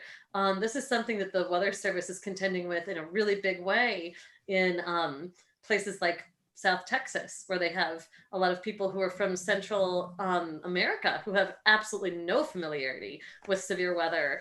And just a sort of extreme example, but it happens in all kinds of ways with people like you. Our generation moves around a lot. and with the cord cutting piece, I'm interested. Tell me a little bit about, do you feel like you're really attached to the city that you're living in? Like, have you lived there for very long? What all feeds into that for you? Or do you kind of feel like, it's a place that we live, but that you're not like super connected to it, if that question makes sense? We've been here 2.5 years, and I would say we're highly connected to it. I don't know, we've never really veto. So it's never been, that's just not something that's been a part of our life. So we have it, Wi-Fi for streaming purposes. But actually, like having a radio, having a TV, things like that, I don't know if it's just our generation of just being like, we don't have it. I mean, if it's severe enough, we'll figure it out when it happens. But I would say we're like highly connected. And back to that piece of like moving here though, every I would say severe storm that has been called, I would call it a very mild storm compared to where we are from. So it was almost like the boy that cried wolf, and there finally was one. Yeah. So living here, it's been it's gonna be a big storm in Noonan, and then it's just and it never really is, because what we're used to when it comes to from moving from the Midwest, big storms, they're big storms and they're loud thunderstorms. And then here it's just like, that's not that bad. Which I think got to the point where we were both just kind of like, they're probably making a bigger deal out of it than it really is. So that's so interesting. Yeah, connected. Yeah. Well, there's a lot of layers, right? So go ahead. I don't know if we answered the question there or not. As far as being like connected to the community, were you wondering that? So part of I guess I should be more specific. Part of what I mean by the connected to is that you have, do you feel like you have a lot of sources of information that are local? Do you feel like you are connected to the community in that way, that you get a lot of information from people around you when things like this are happening, either from the media or from friends, or was it sort of social media? You were kind of okay. Yeah, social media. Social media is your source. Yeah, and I think there was some text messages that started going on as it was happening as well. People started texting us and just asking, "Hey, are you okay? Are you okay?" So yeah, I mean, it was like, in that way, yes. And that was happening afterwards. Yeah. And I'll chime in, because what we found with Athens, Georgia Weather and North Georgia Weather Authority is that there are a lot of people out just on the fringes or on the outside of the Atlanta media market that don't get the kind of coverage that they need and want. So we have a lot of followers in West Georgia, Northwest Georgia, and also Northeast Georgia, the so-called media voids. It's kind of amazing. Here in Athens, we don't actually even have a TV station, which for a large college town is not what you would expect, but Atlanta is the 600-pound gorilla that kind of keeps the media at the edges. So anyway, we didn't know who we were talking to that night, right, Will? When you were on screen, you didn't know necessarily that people in Union would be seeing it, but you just did it because it was important. Yeah, behind the computer, we also had people saying that we were getting questions from Northwest Georgia, where some storms we went through as well. But I remember when Lance Blocker was here, he'd mentioned, stay on the storm with the tornado, stay on the storm with the tornado. So that's what I did. Even if we only had a few people watching from that area, it was what to do. So you have one grateful family in Noonan, Georgia there for sure. Ashley, Yep. were you aware that day that severe weather was forecast? Were you paying attention to the weather? Do you consider yourself a weather savvy person? I am 100% not a weather savvy person. No. My family makes fun of me. I look out the window in the morning or step outside to know what to wear, honestly. Yeah, we don't keep up with it. You did say, though, because I was driving home later that night. I was coming home late from work, and she texted me and she said, "Are you almost home? There's supposed to be a bad storm rolling in." Well, we were at an event Thursday evening, and somebody casually made a comment of, "Hey, be careful, there's a storm coming in." And so I knew it because of that. John DeBlock is giving the thumbs up there, because there's your Be a Hero message, John. Yeah, there's hero. That's outstanding. So we're glad that you got the message. So Will, did your stomach drop when that CC dropped, when that correlation coefficient fell out, and you saw that tornado debris? It looked like the eye of a hurricane. Yeah. When I first started, it was pretty small, but as it kept going towards Noonan and then further on, it was huge. I remember it was a textbook hook echo there as well. And John DeBlock, one of our listeners, James, Tarmo from Estonia, has apparently written his own radar program, but he noticed that in the middle of that tornado debris signature, there was a pixel that came back that was off the scale. Could that be like a Nyquist type thing, John? Was that drop so substantial that it flipped the scale on what he was looking at? It very well could have been. Yeah. You get a lot of range folding, not range folding, the color scale overlapping there in Nyquist, and not a big surprise that might happen there. Yeah, I love Tarmo's email. He said, during the Thursday tornadoes, the correlation coefficient actually bottomed out the lowest value that can be expressed in NEXRAD level 2 format under the default configuration. And he was wondering if it was experiencing binary underflow, because that orange bin in the middle of that deep black row V hole was pretty amazing. So Ashley, you were saying that the specific words that Will used got your attention.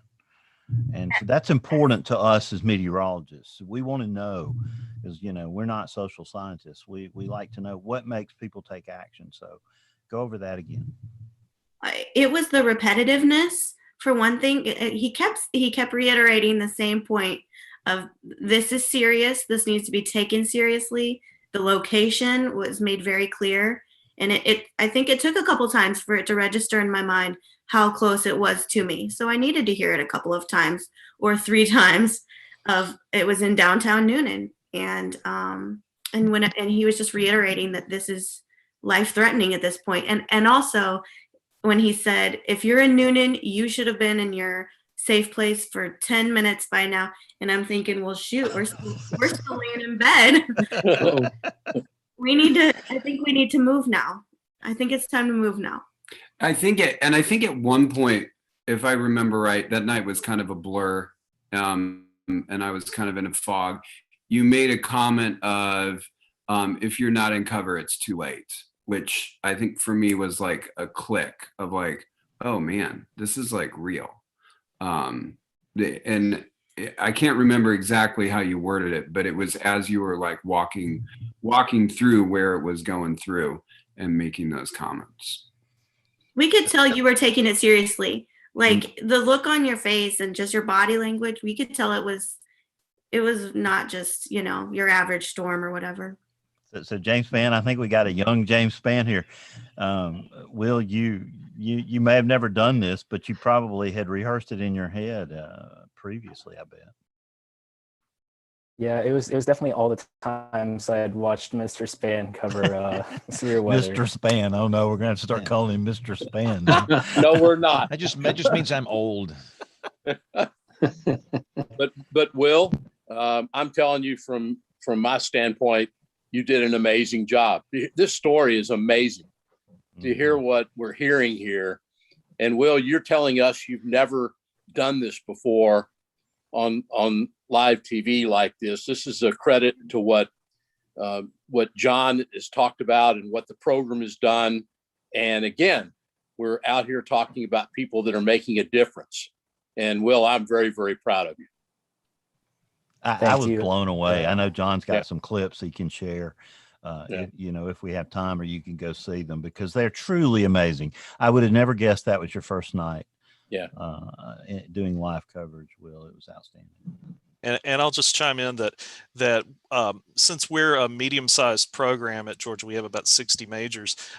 We have lots of people taking part in this. We have freshmen as well as seniors, and it's really fun. It's blossomed because of the students. I didn't know if they really would rise to the occasion necessarily. It's asking a lot. Back in 2018, do you want to take up one person's long-term side venture, Athens, Georgia weather, and make Matt Daniels' legacy grow, and then later Austin Cheney's legacy grow with North Georgia Weather Authority? And I can't say enough about the students at the University of Georgia. They are fantastic. And of course, some of them, Taylor Sorallo and Lance Blocker and others who have come through 3340 and done good work. And we got lots more of them like Will. So Jen Nairmore, it sounds like some chipmunks over there. I bet the guys' ears are perking up back at Tornado Talk right now. Absolutely. This is awesome to hear, and just the enthusiasm for them to want to focus in on saving people's lives and doing this. It's awesome to hear. So Will, I'm proud of you. That's great. Yeah. That's just wonderful. And this is a bright light of social media. Social media just sucks sometimes and it's horrible, but this is a bright light for cord cutters, and for those who that it's the social media generation. And this is a bright spot right here. So John DeBlock, that, as we mentioned earlier, that storm was heading perilously close to the Weather Service office in Peachtree City. So what were they saying to you, and what's involved when that handoff occurs? A very similar manner. They were letting us know probably about 20 minutes before potential strike there that we were ready to go. Typically what the backup office will do is bring up those radars that the other office is looking at, get into their chat room, kind of try to catch the flow that's going on, the process that's happening at that office, and then just keep watching the radar returns. And in fact, sometimes we'll have those polygons drawn up as if we were going to issue those warnings if it were necessary for us to do. That's amazing, and it always gets our attention when a Weather Service office has to go into shelter. So Ashley, now you're going to be a weather ambassador going forward. I imagine you and Jasper both. We'll be out there being a hero every time there's weather, I bet. Mm-hmm. I bet we will. Any other messages you want to give us, Kent family? Anything that you can share with us that would be helpful? Actually, there was one more thing I wanted to mention. When the room imploded, I say it imploded. What really happened was a humongous pine tree fell and busted into our room and fell right where our heads would have been on the pillows.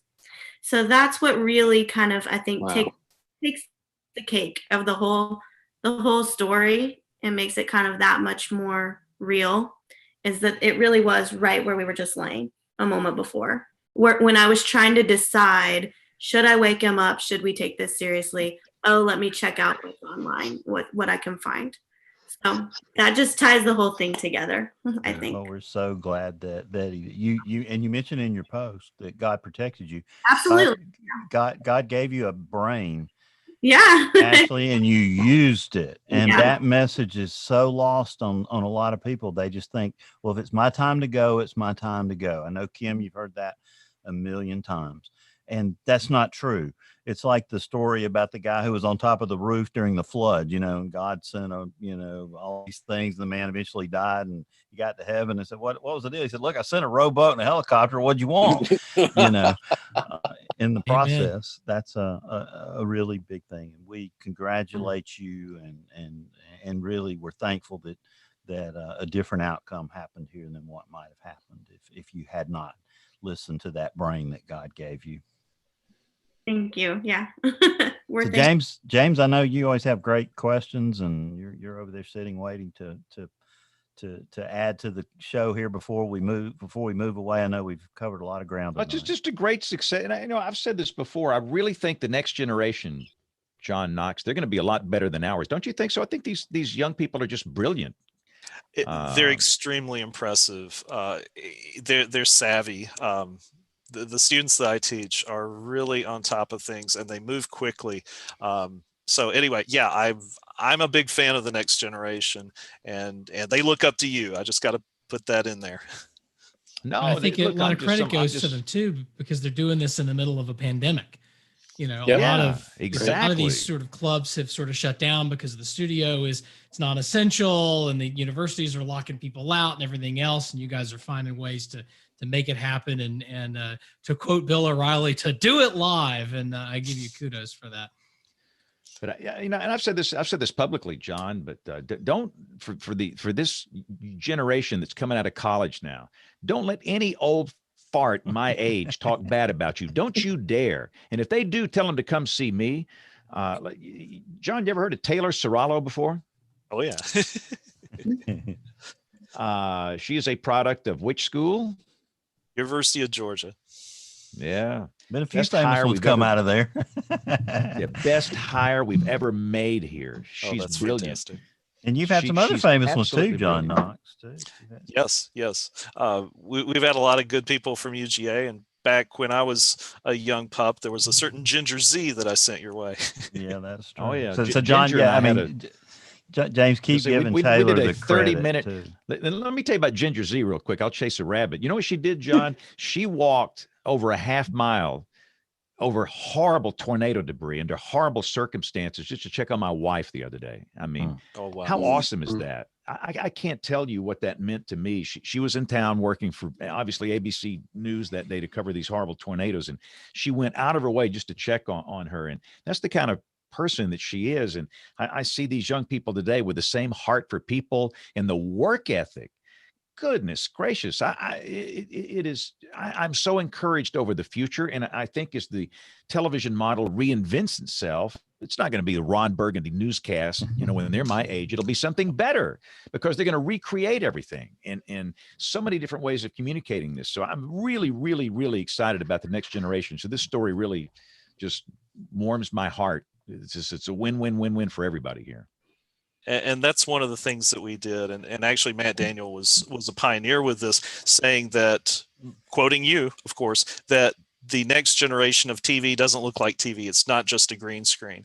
So even though Will spent hours and hours practicing so he could be good at it when the time came, we also put a strong emphasis on getting the message out in a variety of different ways that are more appropriate for the current generation, such as the cord cutters and social media. So Ashley, that's how you found us, right? You just went on and did a search and found us? Yeah, that's exactly right. Yeah. I couldn't find to me, Kim, this is a great social science case study right here, because, and it goes back to the Be the Hero thing, where so many people go home and they watch Netflix and they watch Hulu and they watch, whatever's streaming, Amazon Prime, and they're kind of removed from the local circumstances during a weather emergency, and they just don't know. So again, be a hero, make a phone call, and it's great stuff. I hate to do this. We have to take a quick pause. So everybody hang tight here. We're going to roll Tony Rice and the Astronomy Report. We've got Kim with This Week in Tornado History. We'll come back with the Weather Roundup, Picks of the Week, and much more as WeatherBrains rolls along. Looking beyond the atmosphere, here's Tony Rice with your Astronomy Outlook. As the calendar turns from March to April, students in grades 5th through 12th from around the country gather at their state's leading universities to present their work at the Science and Engineering Fair. These students are the best of the best. They won their school, county, and regional fairs before moving on to that state level. Last year, the timing of these fairs couldn't have been worse, and many were canceled. Organizers spent countless hours since then moving things online while keeping the experience as close as possible. The benefits these students receive go far beyond those trophies and certificates and scholarships. It's a chance for them to talk with judges that are professionals in their fields and with each other about their work and know that it's important.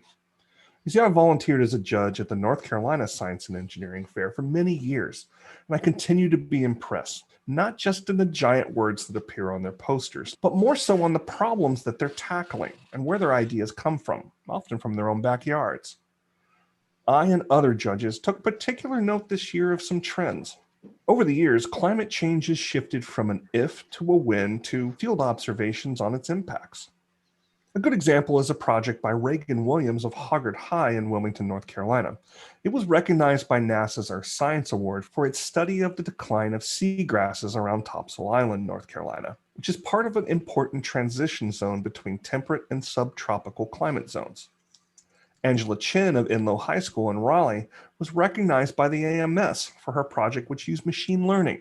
It brought together California wildfire data from the USGS and Forest Service, along with drought data from NOAA.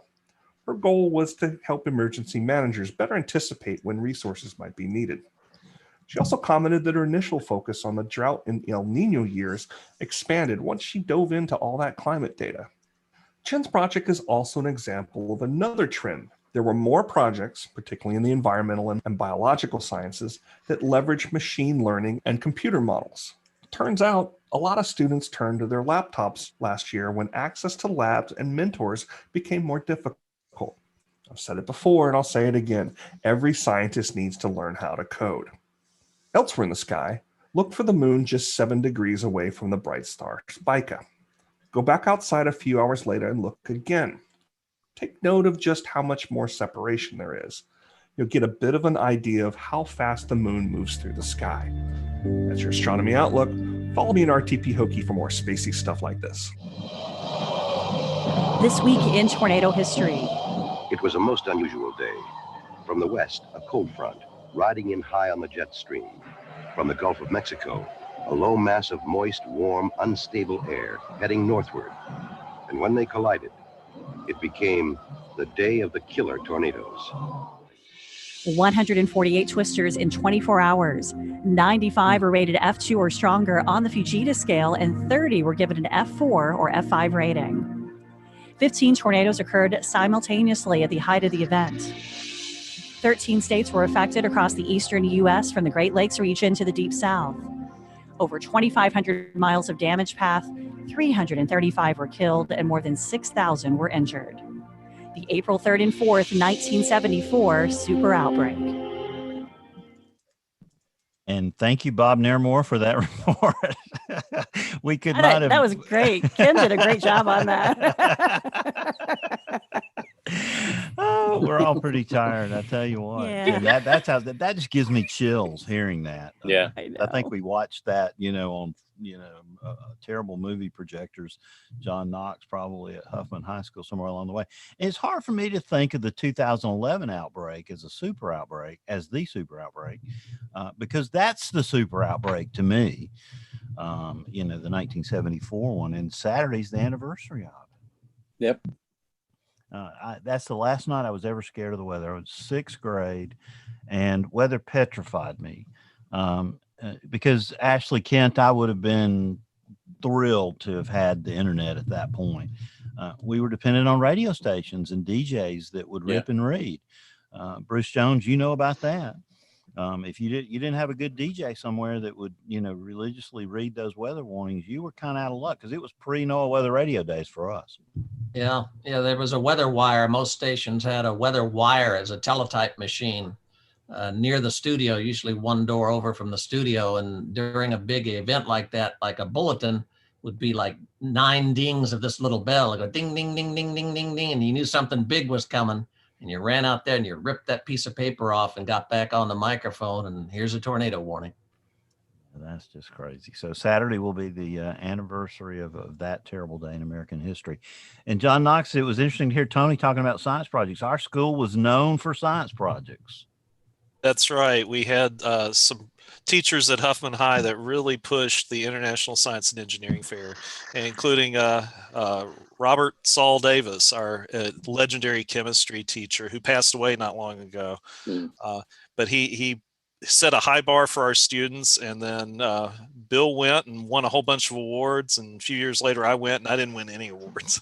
The competition got a lot tougher, I tell you what. But, it was interesting. Mr. Davis was this little about 4'7" man, and he was, my son just made an A in chemistry for the third 9 weeks, and John, that gave me such pride. Because making an A in Robert Davis's chemistry class was kind of the ultimate at Huffman High School. And that's what we all, strive for. And this man, came to me. I did a project on the climatology of Alabama tornadoes my sophomore year. And he looked at me and said, Mr. Murray, you got to be ready to, get in my farm system here.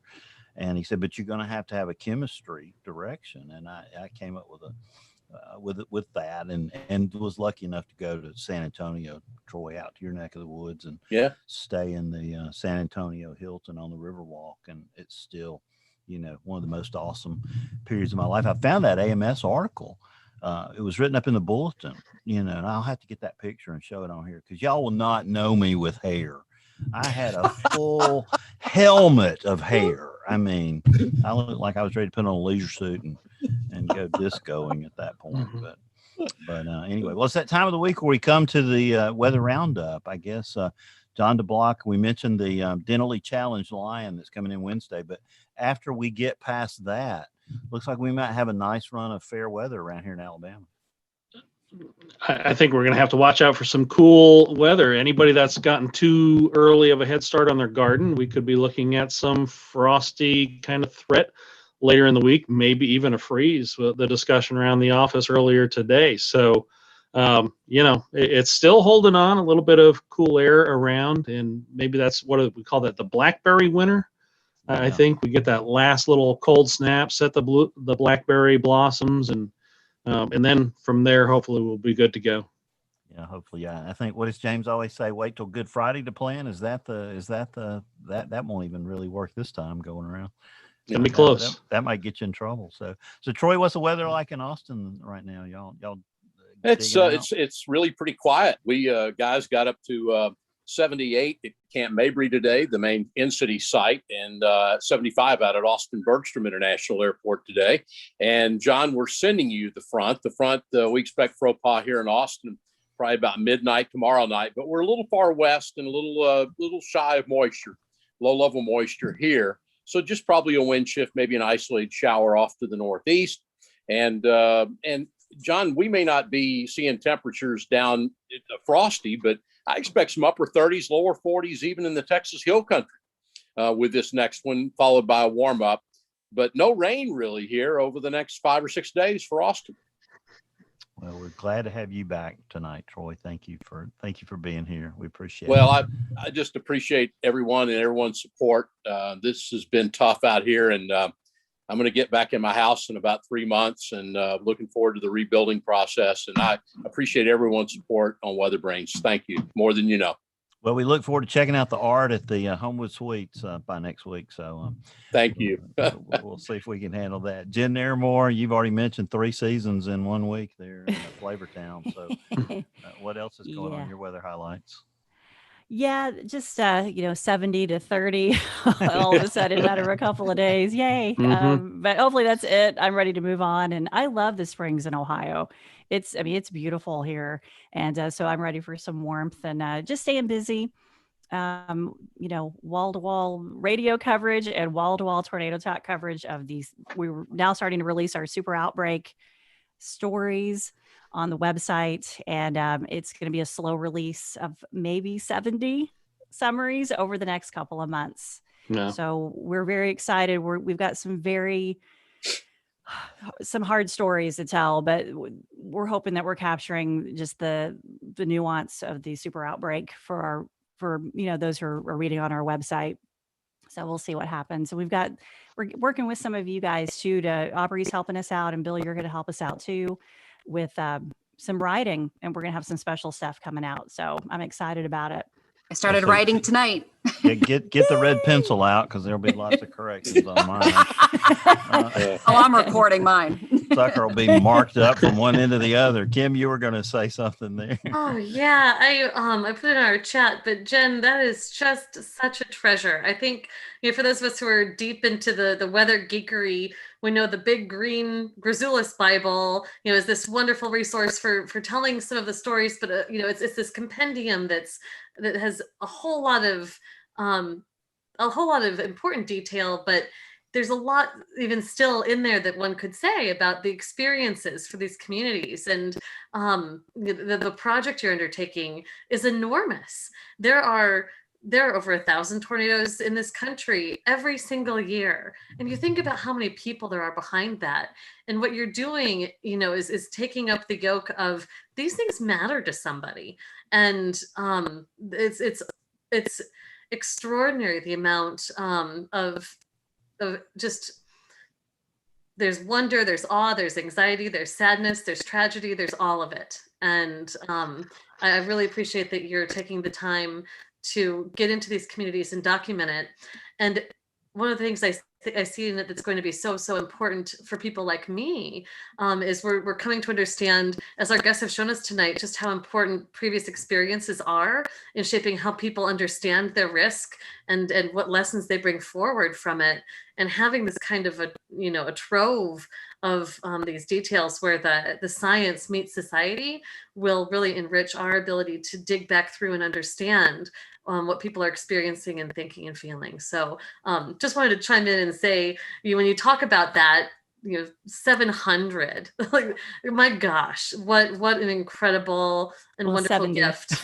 Sorry, Yeah. 70. Yeah. Still, Yeah, my Bill mentioned earlier the tired. I am. Yeah, no, you have to You be saw my on my baby ways. earlier. I'm I did. tired. No. It feels like 700. Kim, that I'm overwhelmed by that. Thank you so much. Yeah, and to go back to the youth, I could not do it without the Tornado Talk team. Nick and Nelson are with me every day. We meet every day for 3 hours or more, and we're on Zoom. And even if we're not talking, we're there motivating each other. I am a better researcher and amateur historian, because of those kids, what they've come up with. And guys, we've got some stuff from Nelson that's going to knock your socks off. He went through all of Hackleburg, Phil Campbell, and I'm getting choked up. He did details. It's very Smithville, like, if you remember what he did there. It's very in depth. And we have an article coming out Friday for Glade Spring, Virginia, which ended up being a more in-depth summary. I was reading through it out loud to the guys because we were making sure it sounded right. And I got choked up just reading the stories because of the impacts to that community. So there's a lot there. And I really appreciate that. Late spring is certainly an important tornado that is often lost in the shuffle unless you're in that Southwest Virginia area. And that was a very powerful, devastating tornado there. And we're going to talk about that on April the 19th, Aubrey, as we covered the Tennessee and Virginia portions of the 2011 outbreak. I'm excited because Mark Reynolds is going to join us from Johnson City, Tennessee. That's amazing. He's fascinating. I interned with him. So looking forward to it. I got to go to show. Bye, guys. Bye, Great show. Aubrey. It was great seeing all of you guys. Bye. Aubrey. As soon as Aubrey's gone, I'm going to tell her that I drove past Harrisonburg on 81 Saturday and I didn't stop in. I didn't want her to know that. So y'all don't tell her. It's a secret, okay? So we shot through there, but we will have Paul Bears that night too, and from the National Weather in Morristown, David Holtz. And I think you helped me maybe get that, John DeBlock. So that's going to be a fun show. We'll follow up on the 26th with the Alabama, Mississippi portions of the outbreak. And Nate, you got a show coming up for us on the 12th, right?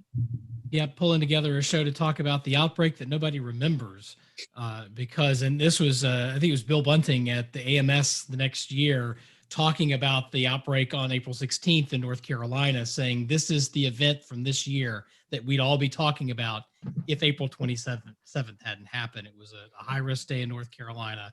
A number of fatalities, unfortunately, the number of tornadoes really rivaled the Carolinas outbreak from 37 years ago yesterday in 1984. So sort of that generational type thing. So I've got one of the broadcasters. I was on the air in that market that day. I've got another broadcaster from another station working on weather service and spotters to join us. That should be a pretty good conversation as well. That's going to be outstanding. And the day before that, John, we had outbreak in Alabama that would have been our outbreak of the year had it not been for April 27th. I think that still stands as the second most tornadoes in a single event. So April 15th into the 16th was quite a combination of an outbreak as well. Yep. Yeah, that's what became our April 16th event. That's right. Mm-hmm. We export them to y'all. So we no, thank you. That's an export you can keep. You can send us the Buckies, but keep the tornadoes. Yeah, Nate was impressed with our Buckies. You know, we finally got a tourist attraction here in Alabama that could fill a parking lot. And I, forget the Space and Rocket Center or the beaches. We got a Buckies. Well, but Bill, y'all are slow on that. I mean, we've had we've had them in Texas for a while.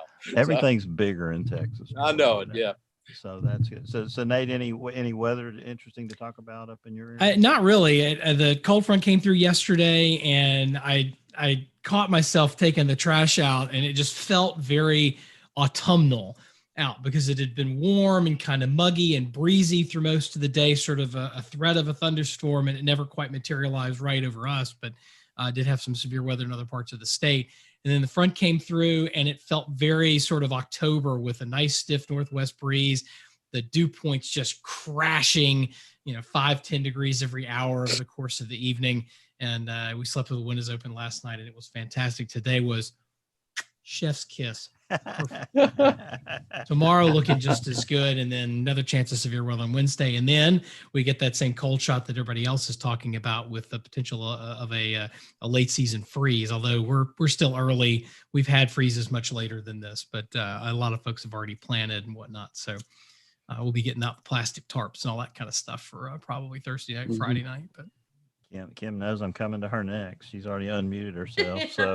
So Kim, weather report from Norman, Oklahoma. Well, today was perfect. Nate's expression. Sunny and 75. It's also wind season in Oklahoma, so it was really really windy. But it's Oklahoma at any time. But one of the things didn't they do a song about that? I seem to remember something about wind sweeping over the plains or something about that. Yeah. If I'd had maybe an hour more sleep last night, if my children had let me, then maybe I'd remember. I think that for us, one of the things that's interesting is we're all watching whether things actually come back to life this year because we had such a bad winter, the deep cold. Maybe in Texas, you guys are looking at this too. And, with the cold snap that you guys are all talking about, we'll get a taste of it too later on this week. There's already anxiety about, are the trees in our yards alive or dead? Are there different bushes and plants that are they going to come back at all? So anything that would stress these plants further is not to our joy. So it was sort of a rough between the October ice storm and then that deep freeze. It's been a rough winter that we don't know how everything is going to come out of it. Now, this is a tiny little stressor event, but it's just at the back end of a bunch of big ones, and that can exacerbate its impact. Pretty amazing. And Bruce Jones, who sang the song Oklahoma in the movie? Oh gosh, I just stumped the band. Yeah. Yeah, Shirley Partridge sang that. That was Shirley Jones. Really? If you don't remember that. Yeah. So Bruce, yeah, you're a little west there. You're our most westernmost member, I guess, tonight. Maybe are you lined up with Troy? I don't know my geography here. I guess Troy's more west. Be a little more. But Yeah, he's a little more west than we had 77 degrees today here in Kansas. That's perfect temperature. I know, it's beautiful. Our normal our last frost-free day of the year is usually April 15, tax day. So I always measure things by tax day. That's our last frost. Now tax day is May 17th. So, but yeah, they've extended the deadline now another month. So I don't think we'll be able to plant our gardens until mid-May. Yeah, so the corn is not going to be as high as an elephant's eye or whatever the word was. So not by state fair time at least. So Bruce, I'll pivot to you. I know I'm leaving out our Georgia friends here for weather, but we probably won't out the weather roundup. Give us pick of the week, Bruce. I know you got a great pick of the week. All right. Super outbreak 1974. I don't know if you can see that. That's the Jim Beam Distillery. Some of their warehouses were hit by a tornado. Yep. And it destroyed some of the barrels of bourbon, which leaked bourbon into the ground, which soaked into the ground. Then they had a very rainy fall, and every time it rained, the alcohol would rise up, and the ducks who were playing in the puddles would sip and drink. Now, this was told to me by Booker Noe, the famous Booker Noe, who was the bourbon ambassador for the Jim Beam Distillery for many, many years. And he personally said that they stood there and watched in glee as these groups of ducks would just get smashed and waddle around. Oh my for a solid year after that tornado hit Jim Beam Distillery. Well, that may be the best pick of the week ever, Bruce, and it's really good because we're not sure you didn't make it up, but we're going to assume that you did. Sounded good. He didn't make up the picture because that was probably from the Louisville Courier Journal book, Tornado. It is. Yep. I've got a John copy. Knox, is there anything you don't know? Yeah, lots of things. But I do have a copy of that book. I begged my dad to buy that book when we were in downtown Louisville in 1974. But anyway, I'm going to intercede here for my Georgia folks because the Kents have to get back to their disordered life after the tree went through the roof. And I just want to thank them for being a part of this, and thanks for sharing their story with us. And poor Will, he's got a thermodynamics test that he's just scared to death about. You should give that man an A. Talk to the instructor. Well, yeah, we'll see about that. But I did want to do one more shout out that on Wednesday we might have a little bit of severe weather, and Will is actually on camera Wednesday afternoon. I checked, Will, and so Athens, Georgia Weather and North Georgia Weather Authority will be on it for our 70,000 followers. So anyway, I just wanted to do that little shout out. I think the Kents and Will need to go on and do something else. But anyway, thank you all for joining us. Thank you, John. Thank you. And we're so thankful for being that you here. were okay. Yeah, thanks for having me on. Thank you very much. Yeah, don't ever come back. We don't ever want to see your We don't again until Kim has you to some sort of study or survey or something. Okay. She'll be Take doing. care. Thanks so Bye, much. y'all. Y'all are awesome. Thank you, Will. Thanks. All right, John Knox, we're gonna make you stay. 'Cause Okay. I know you stay up late because I texted you at 11 p.m. Sunday or Saturday night to tell you we wanted to get you on the show. So we know you stay up late. What's your pick of the week, John? You got one? Oh wow. You already given a great one. Yeah, I kind of gave a good one. Let's see. One thing I wanted to point out that I didn't say was that even though Noonan was hit with that EF4. EF4s are not that common in Georgia. The risk from the really, really violent tornadoes decreases. As I tell people, every mile you go on I-20 past the Alabama border, your risk decreases a little bit. It's very much kind of a north-south line. But if you live near Georgia, I was making jokes that you should just be annexed into Alabama because you have, if you're in the far western, northwestern parts, like in Ringgold from 2011. But anyway, this was the first EF4 in a decade since the April 27, 2011 tornadoes. And of course, in Alabama, you feel like you have an EF4 and EF5 every day, it feels like. But anyway, I thought that was worth pointing out how the risk is so localized, but it doesn't obey the state boundaries. So if you're in Newnan or if you're in Rome or in Ringgold, the risk is a lot higher. And I think that's also part of what we have to think about when we have media markets and also CWAs that kind of cross the boundaries that Mother Nature sets in terms of the strength of tornadoes. So anyway, that was my little sermon there. My pick of the week. Think. What would be the best thing to think about? Well, honestly, I think the weather story is going to be the cool air this weekend. If we can avoid having severe weather again, I'm a little bit afraid of a killing frost, because over here in Georgia we got a lot of things blooming. Our dogwoods are even coming out now, and so I would say that I'm going to throw a shout out to my wife's weather page. My wife, Pam Knox, is a climatologist and director of the UGA Weather Network. And they have a wonderful mesonet throughout the state of Georgia that she oversees, and their graphics really capture the temperature in high degree of spatial resolution. It's nice to see what's going on with the temperatures. So I'll say, if anybody's listening from Georgia, keep an eye on the UGA Weather Network and see what the mesonet is showing in terms of cold temperatures, because we have a lot of pockets that get really cold, kind of like Valley Head in Alabama. There are places in Georgia that are known to be much colder than the surrounding areas. I'm worried about them this weekend. So that's my pick. Mother Nature, cold air after the warmth and the severe weather, because it's spring. John, we're so glad to see you again. Thank you for pulling the show together, the second half of our show together tonight, because it was one call takes care of it all, and we appreciate it.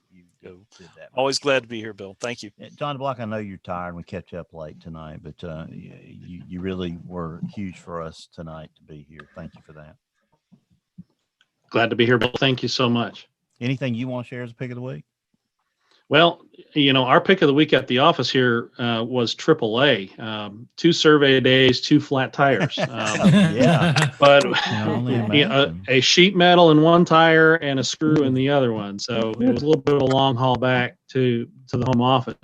Weather-related pick of the week, I'm going to go with our advanced spotter class, which is Tuesday, April 6th at 6:30 p.m. One of our outstanding young forecasters, Gerald Satterwhite, will be giving that class. Go to our webpage, weather.gov/BMX. Up at the top, there's a label about storm spotter classes. Click on that, give you all the information you need. And a shout out to the tornado database that you guys maintain. I know Jen loves that thing, and so do all of us, but that's an amazing thing. And really, EF5 tornadoes are, there's a pretty big period between them in Alabama, right? Right, John? I mean, yeah, we went from 1977 to 1998, right? Before we had, I believe that's correct. 2011 again. So thank goodness they're not as common as it feels like they are. At least they were when we were kids, John Knox. Had like one every weekend around here. So we do have that to be thankful for. But Troy Kimmel, I know you got a pick of the week for us. Yeah, I wanted to go back and just give a shout out to Matthew, Jason, and the folks at the Capital Weather Gang at the Washington Post. What an amazing job they do. And, John, they do such a great job bringing stuff down to earth as far as weather. And there's a great article that has been published by Matthew on Tornado Alley that he's talked about, become more of maybe something that needs to be changed a little bit about, the fact where tornadoes, and especially when you consider the secondary area over the southeast, where you have more fatalities. So I think that's interesting. And then, as I mentioned at the beginning of the show, I sat down with Matthew today myself for a while, and we talked a bit about some of the IT problems at the Weather Service and how that affects NWS chat. And I think that'll be forthcoming in the coming days. But thank you to Jason and Matthew and everybody at the Capital Weather Gang. They bring weather down to earth at the Washington Post, and that's my pick of the week. Yeah, and Nate saying we can't wait for that story to drop. Troy may have to have the witness protection program. I'll be audited for the next 20 years, but well, that's awesome. Jen Nairmore, I know you had a pick of the week, but that's gone now. So we'll just give you the foghorn.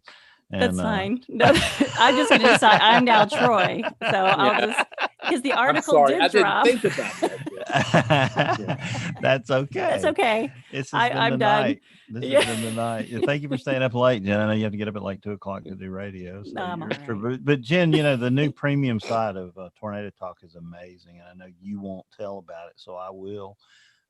If you really want to support the work that's going on at Tornado Talk, go over there and sign up for the premium feature because you got some cool things there.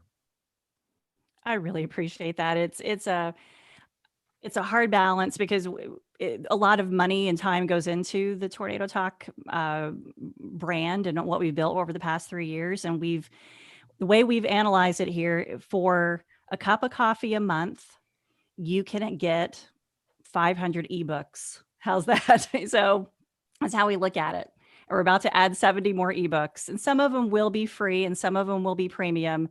And sometimes we will release them free for the public. And it's very difficult balance because I would like to have everything free.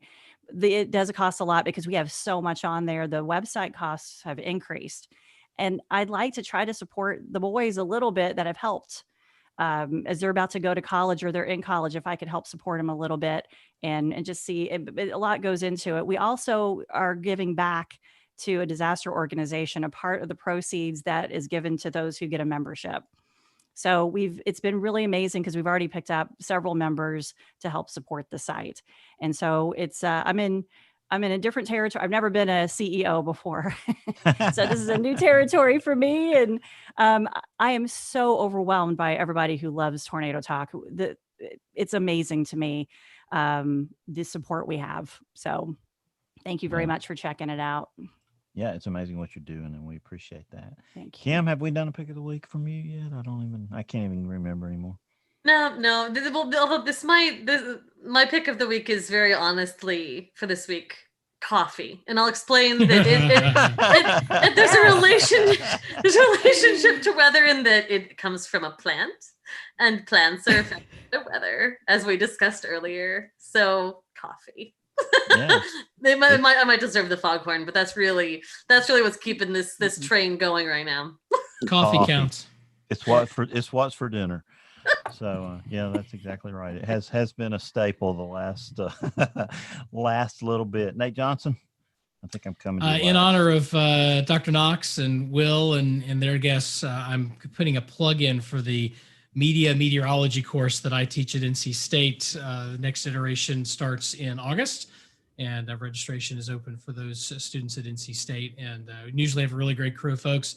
I take maybe a little different approach than a lot of the broadcast meteorology courses in that we don't have a fancy studio. We have a studio, and we can do some live stuff, but really the focus is on like primary source reading. We're digging through journals like Weather, Climate, Society, and whatnot, and digging through public communication of science and figuring out how do we talk to people who, maybe don't care about the weather as much as we do. How do we push back on, folks in the broadcast business that are trying to drive what goes on TV based on opinion rather than on actual science and studies and whatnot.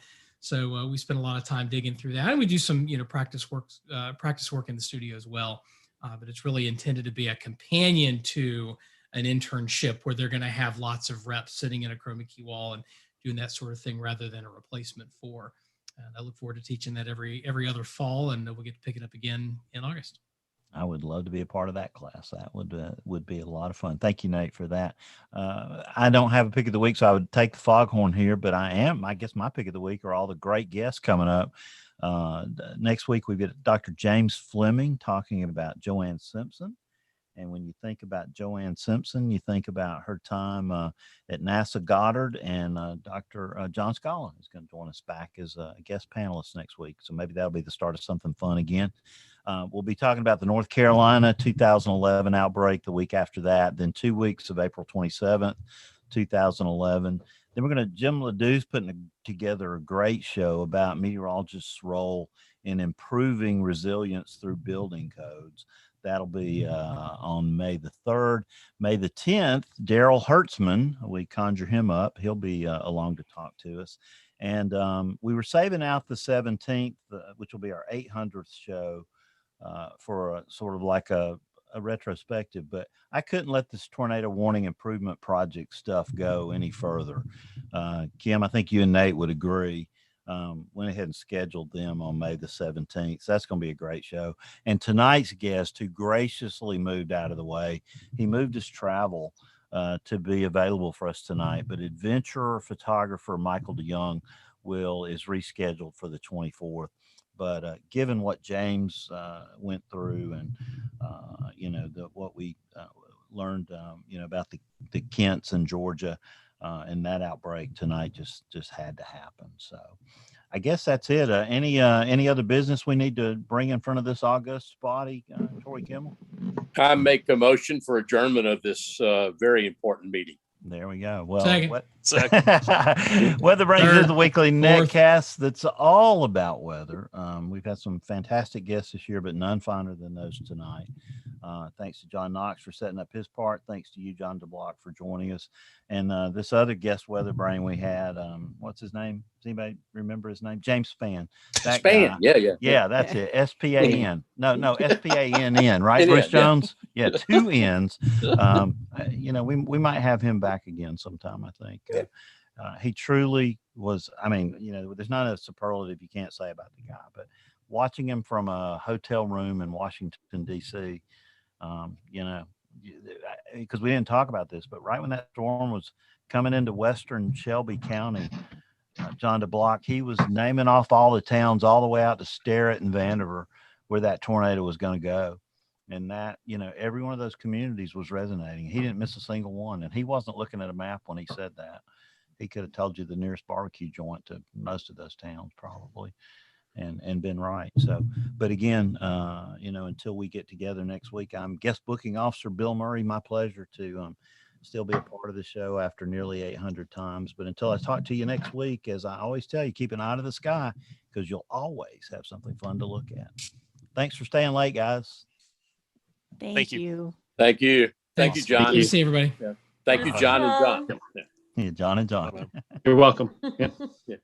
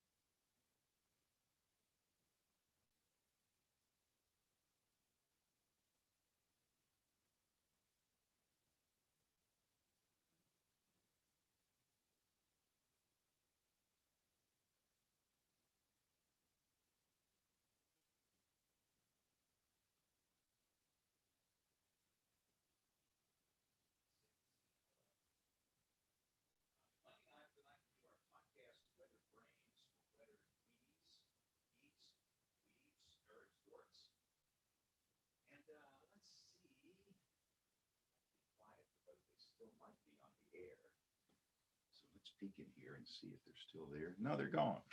They just ended.